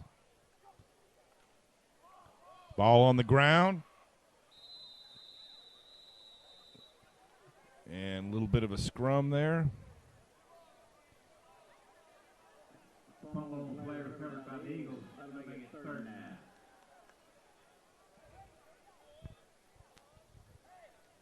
Looked like Hayden McBurnett, the quarterback, covering that one up. And it's going to be a little bit of a loss on that play, just inside, maybe back to the 29-yard line. Still 3rd and 9.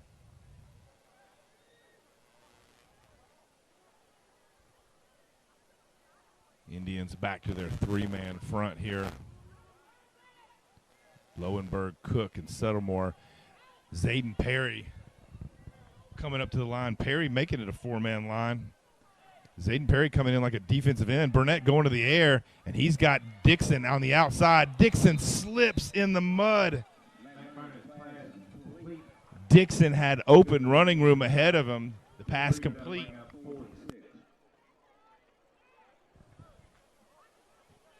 Dixon already thinking 1st down and then some, slips.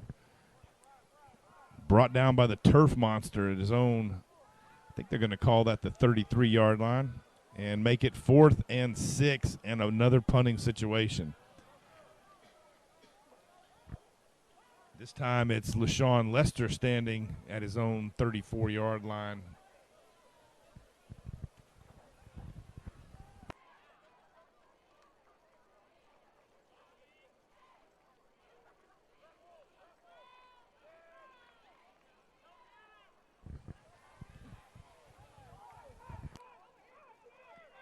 And the ball is bouncing, and Lester's going to let that one go.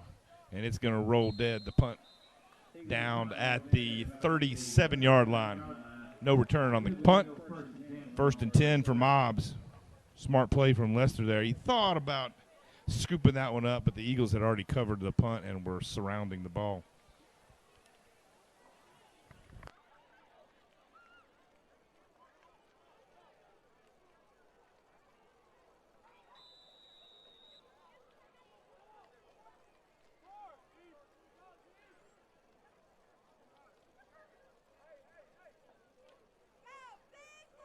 First and 10 for Mobbs.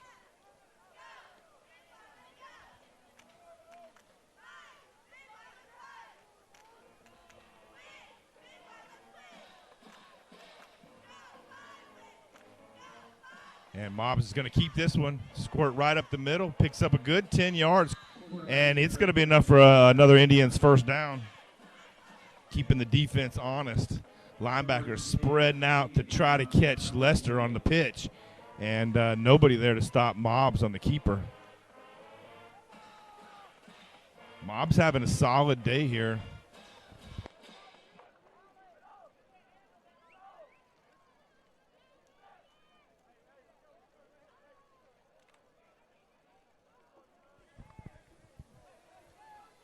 Another 1st and 10. Hiroch at fullback. Lester in the backfield. And the pitch goes to Lester. And there's the block from Hiroch.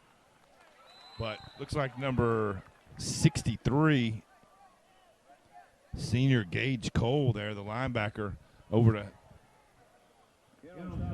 close the gap and bring down Lester with the 1-yard gain to the 49.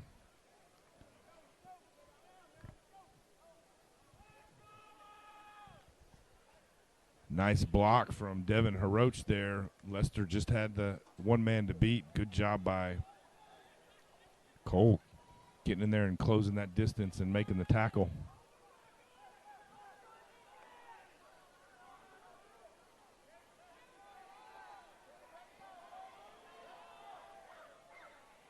And the inside handoff goes to Zayden Perry, number 14, all the way down, right. Just really working the middle of the field now. Perry down across midfield to the 32-yard line. About a 17-yard carry from Perry there as he makes it down to the 32-yard line of the Eagles. And the Eagles are really trying to stop the pitch. to Lester, so they've spread their linebackers out wide, and it's left the middle open. Mobs with the quarterback keeper and Zayden Perry with the fullback run up the middle is kind of gashing that defense.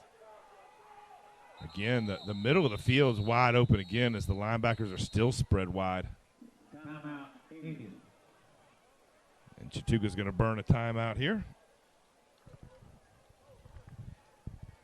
We'll talk about a couple of things in the AA classification. Schools range somewhere between the 600 mark, 600 students, and about the low 900s. There's a couple of schools in the AA classification that have over 900 students, but very few. Coosa's hovering around the 800 enrollment, while Chattooga has dipped down about 660. And both of these squads are some of the two smaller teams, not just in Region 7 AA, but in the whole AA classification. The Indians started the season with 46 players. I think they're down to 44, maybe 43. And the Eagles started the season with 45, and they are down to 42 on the roster. We earlier only counted 36 dressed out on the sidelines. I think maybe there's a few more than that here, but both teams in the low 40s. And fielding a football team, handling practices, handling the rigors on your body of practice and weekly games, it's a lot. And Lester bobbled this one, swallowed up on the pitch by Andrew Holt, the outside linebacker, number 42 on the tackle. It's going to be a loss on the play for Lester. Loss of about 6 yards. That'll make it 2nd and 16.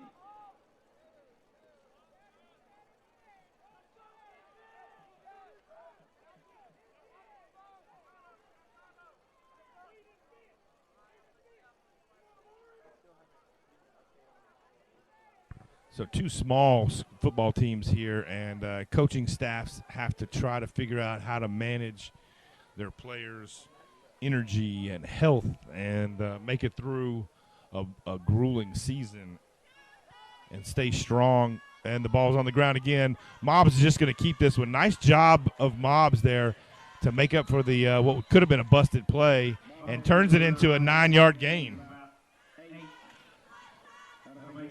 Mobs finally wrapped up and brought down at the 28-yard line. And that shows some of the maturity and development that Mobs has enjoyed in just a couple of games. We're talking about 5 games here. Mobs has had to learn the position, the plays, the motions. He's doing a solid job here tonight.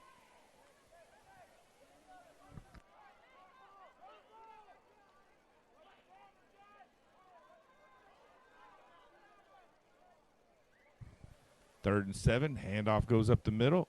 Perry caught by his face mask there. No flag on the play. And no gain for the Indians and no flag on the play. Really looked like Perry was drugged down by the face mask. Decision now for Coach Sean Peak of the Indians. And he's left his offense out there. The Indians may try a hard count here with a 35-3 lead. Indians trying to move the chains here and just burn up some clock. We've got under a minute remaining in the third quarter. And they're going to run a play, and it's a pass. Wide open. Looked like Nick Hester on the catch.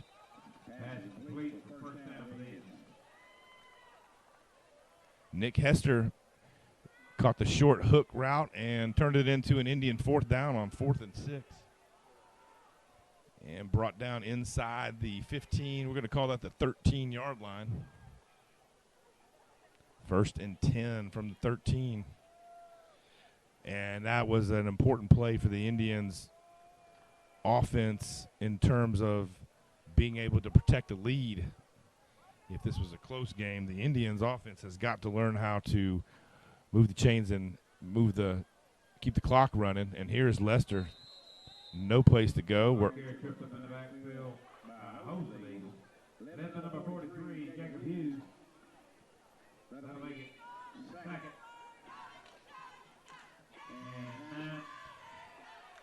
And they're going to give him no gain on the play, so still second and 10. final play of the third period. And we're going to flip field here and bring up the fourth quarter.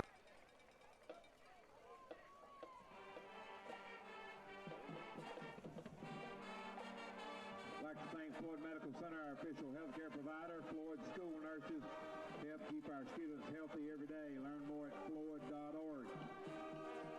Tonight's scoreboard sponsors: Country Sportsman, GMC Value Mart, Raven Electric, Pierce Heating and Air. Still looking for some updates.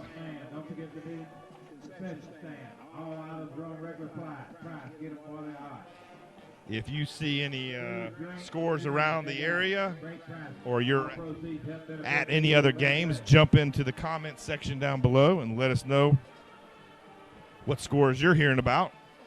Also, let us know where you're watching from tonight and who you're cheering for in this Region 7 AA matchup. Also in the fourth quarter, Purple 22, Gordon Central 6. We've got Gordon Central having scored now on Pepperell. Updated score 22-6 Pepperell. Now hear this. Just if you're in the concession stand, all Chick-fil-A sandwiches, hamburgers, and hot dogs, buy one, get one free. That's like a good yard dog. You just eat that deal.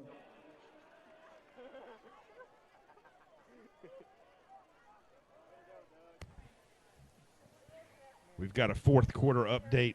Dade County up now on Model 14-7.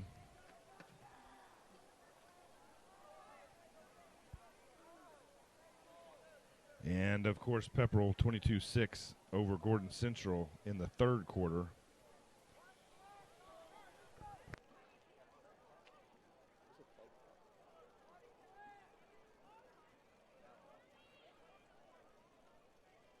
And we got a little discussion at the 15-yard line. The Indians and Eagles discussing their fantasy football picks for the weekend. A little bit of a disagreement about who was going to get Mahomes as their quarterback. And a muff play there again. Mob's trying to make something out of it. Picks up about a yard or two. Ball carrier goes off the left side, gain about 2. And Peak is not. And That'll make it kick that game. Coach Tidmore, neither one happy with a miscommunication on that play after the fourth down break, after the third quarter break.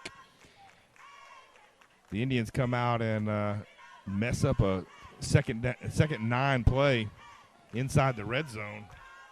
Again, the Indians just trying to polish up their consistency on offense.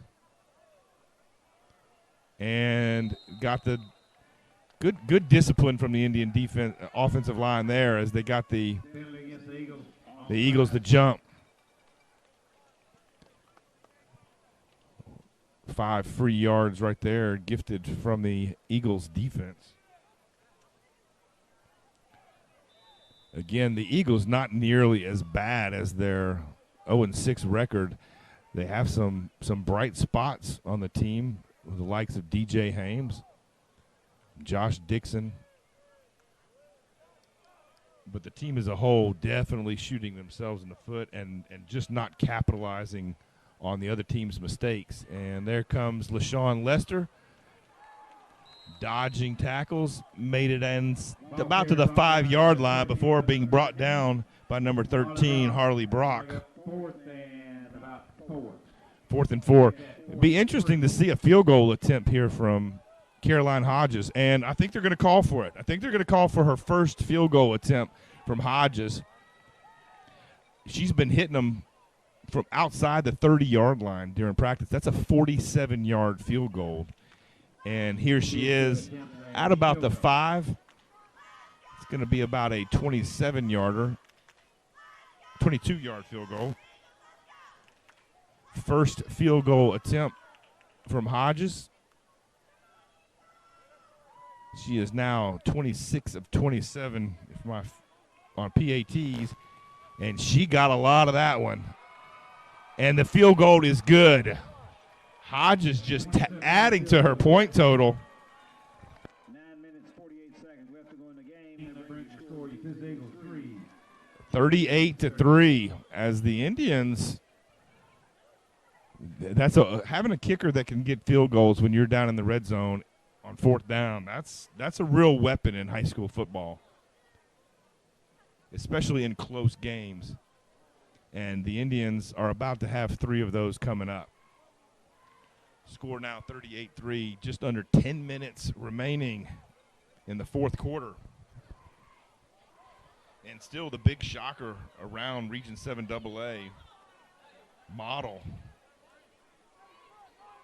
hanging in there with Dade County, 7-14.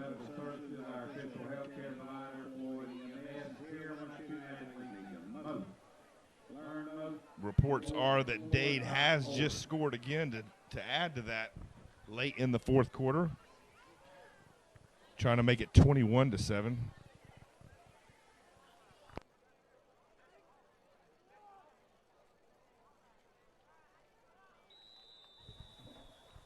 Hodge is all teed up to kick off. Little high pooch kick, dropped in, fielded at the 30. Dixon has some room, caught from behind. Hit hard by Marion Mosteller, who's really happy about that tackle. Really happy. He's flex happy.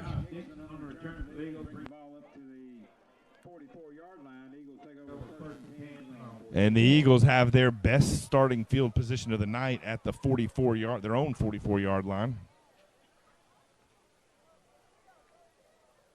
The Indians trying to rotate in some backup players here to rest that starting defense. But no rest for Lowenberg, Cook, Settlemore, and Ty Hall up front. As the front 4 now for the Indians defense still in there. The ball on the ground. Covered up. Looked like number 7 jumped on that, Dalton Denton.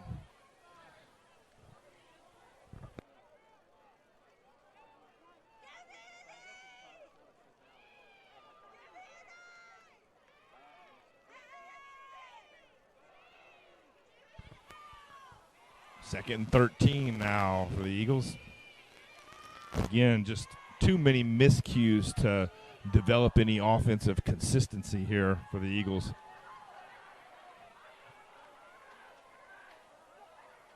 Dixon in motion as McBurnett rolls out. He's got a man open. Marion Mosteller tried to go up for it. The high pass went over the head of intended receiver number 11. Incomplete pass. Brings up 3rd and 13. I'd like to thank all the returning alumni from Coosa. It's good to see you here, Eagles fans. It's always a great time to see old friends and a few old enemies too.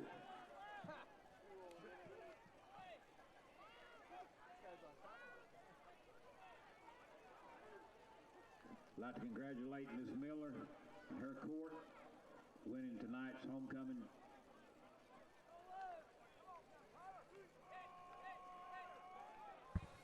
Third and 13, clock's at 8 minutes here. McBurnett going to keep this one himself. Drugged down in the backfield. Number 54 looked like Jake Dawson getting in on that tackle.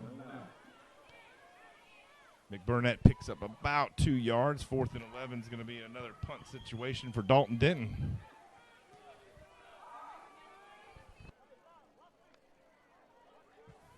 And Jalen Johnson wants to turn a shot at returning these punts.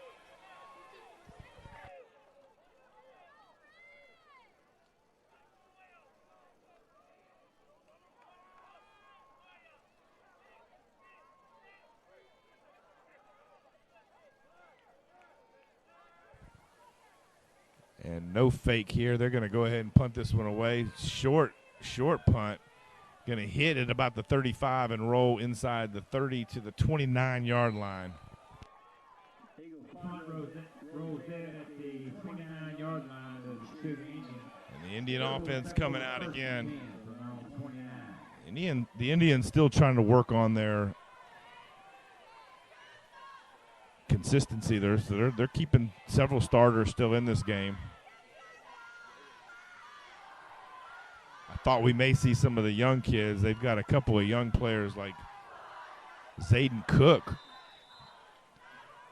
number 7, the freshman tailback slash fullback slash linebacker.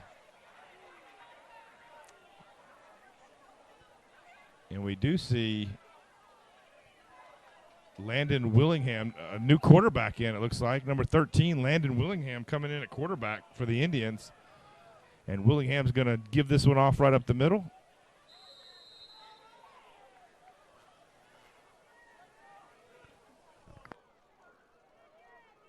Pick up about 2. Hit on the stop of the Eagles. Number 60, Curtis Chambers. That'll bring up 2nd and 8. Willingham, lovingly referred to as by his teammates as Chicken, the freshman quarterback coming into rest Brody Mobbs. And he fumbled this one, recovered it. He's going to try to run it and gets a little introduction to varsity football there. Drugged down hard. and on top of the Eagles, number 43. He did recover his own fumble and pick up 2, making it 3rd and a long 6.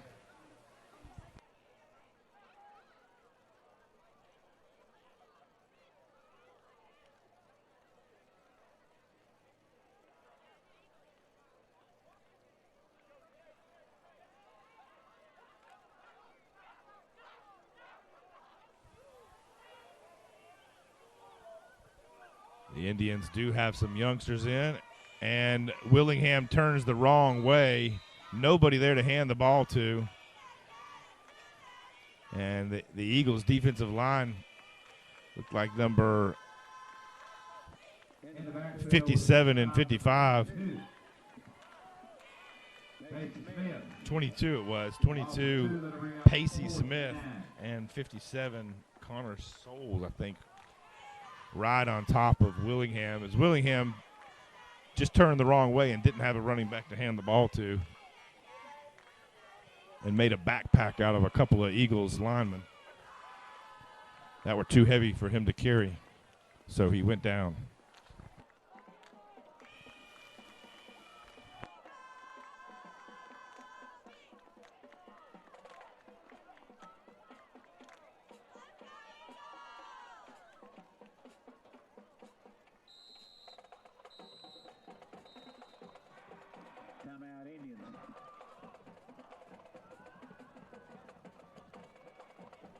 So on 4th and 9, the Indians sent out Hunter Brown to punt, but they're going to let the clock wind down, use up all of that clock, get it down to around the 3.5 minute mark.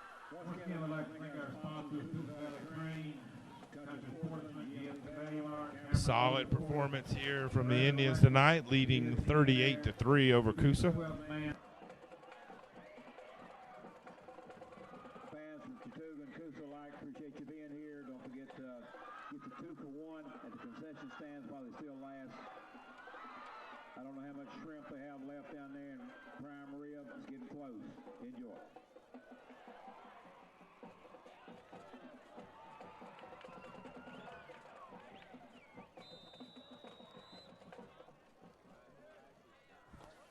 Hunter Brown standing at his own 15 to punt this one away. Dixon and Brock back to return. Nice punt from Hunter Brown. Soars over the head of Dixon and takes an Indian roll down inside the 10-yard line to about the 7. Great punt from Hunter Brown. Really flipped the field, standing at his own 15. His punt rolled down inside the 10-yard line to the 7. Special teams play from the Indians just showed a big improvement this week, and has been the consistency of Caroline Hodges with PATs. And now a field goal from Hodges today, and that punt from Hunter Brown. That's a deadly weapon to flip the field like that, standing on your own 15 to roll one down to the 7.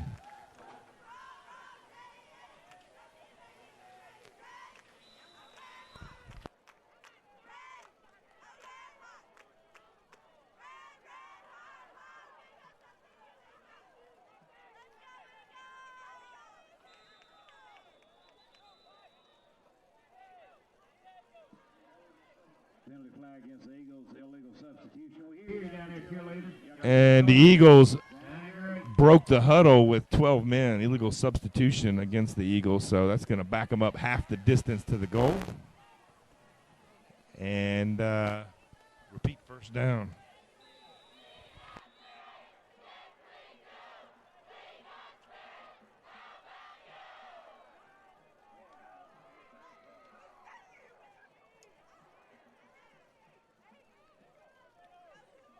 And the ball is snapped behind, and it's going to be a safety from the Indians.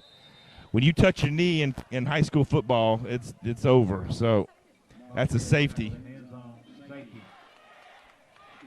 And that will bump the score up to 40, and the Indians are going to get the ball back here.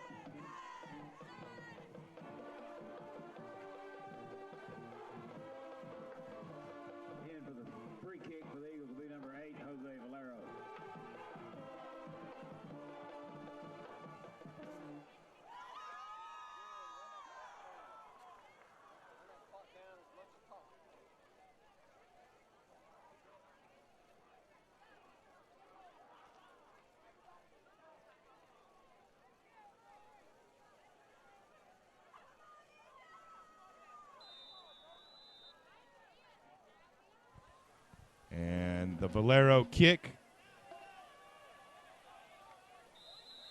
And for some reason, the Indians decided to down this ball. Looked like number 11, Diego Alcantar, number 11, took a knee.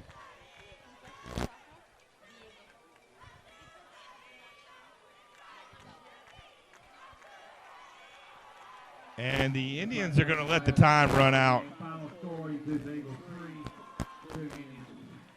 So the Indians are going to win this one 40-3.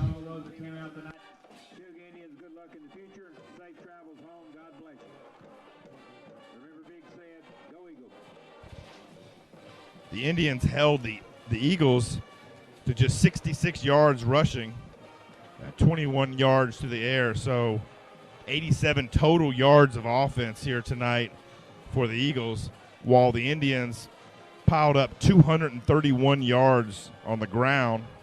And Brody Mobbs went 3 of 5 through the air, no interceptions, and a touchdown to Jalen Johnson.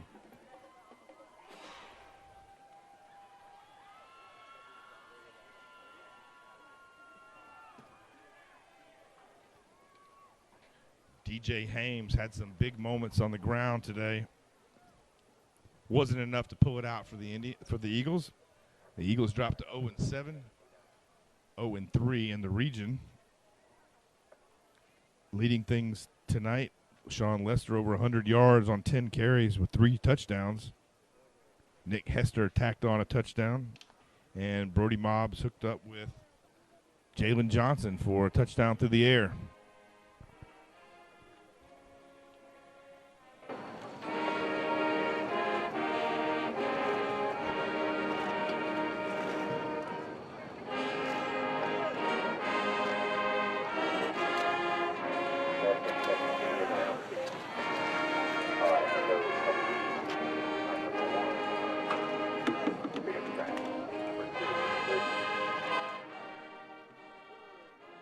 you hear the winning team's alma mater there. The Indians walking away from this one now 4-2 on the season, 3-0 in region play.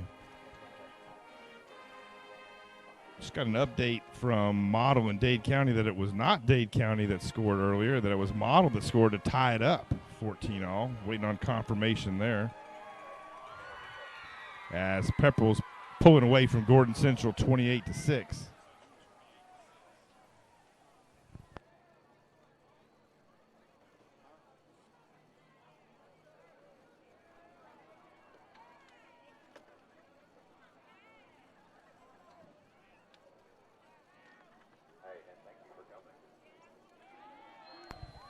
Well, we are signing out here at Region 7 AA Sports. Tune in to the Northwest Georgia scoreboard on Twitter or Facebook or YouTube, and check in with Benton Burge and Lawrence Morgan to hear all the scores from around the area. Thanks for joining us for this edition of Friday Night Lights high school football action here on Region 7 AA Sports, brought to you by the Crushed Tomato on the Square in downtown Lafayette.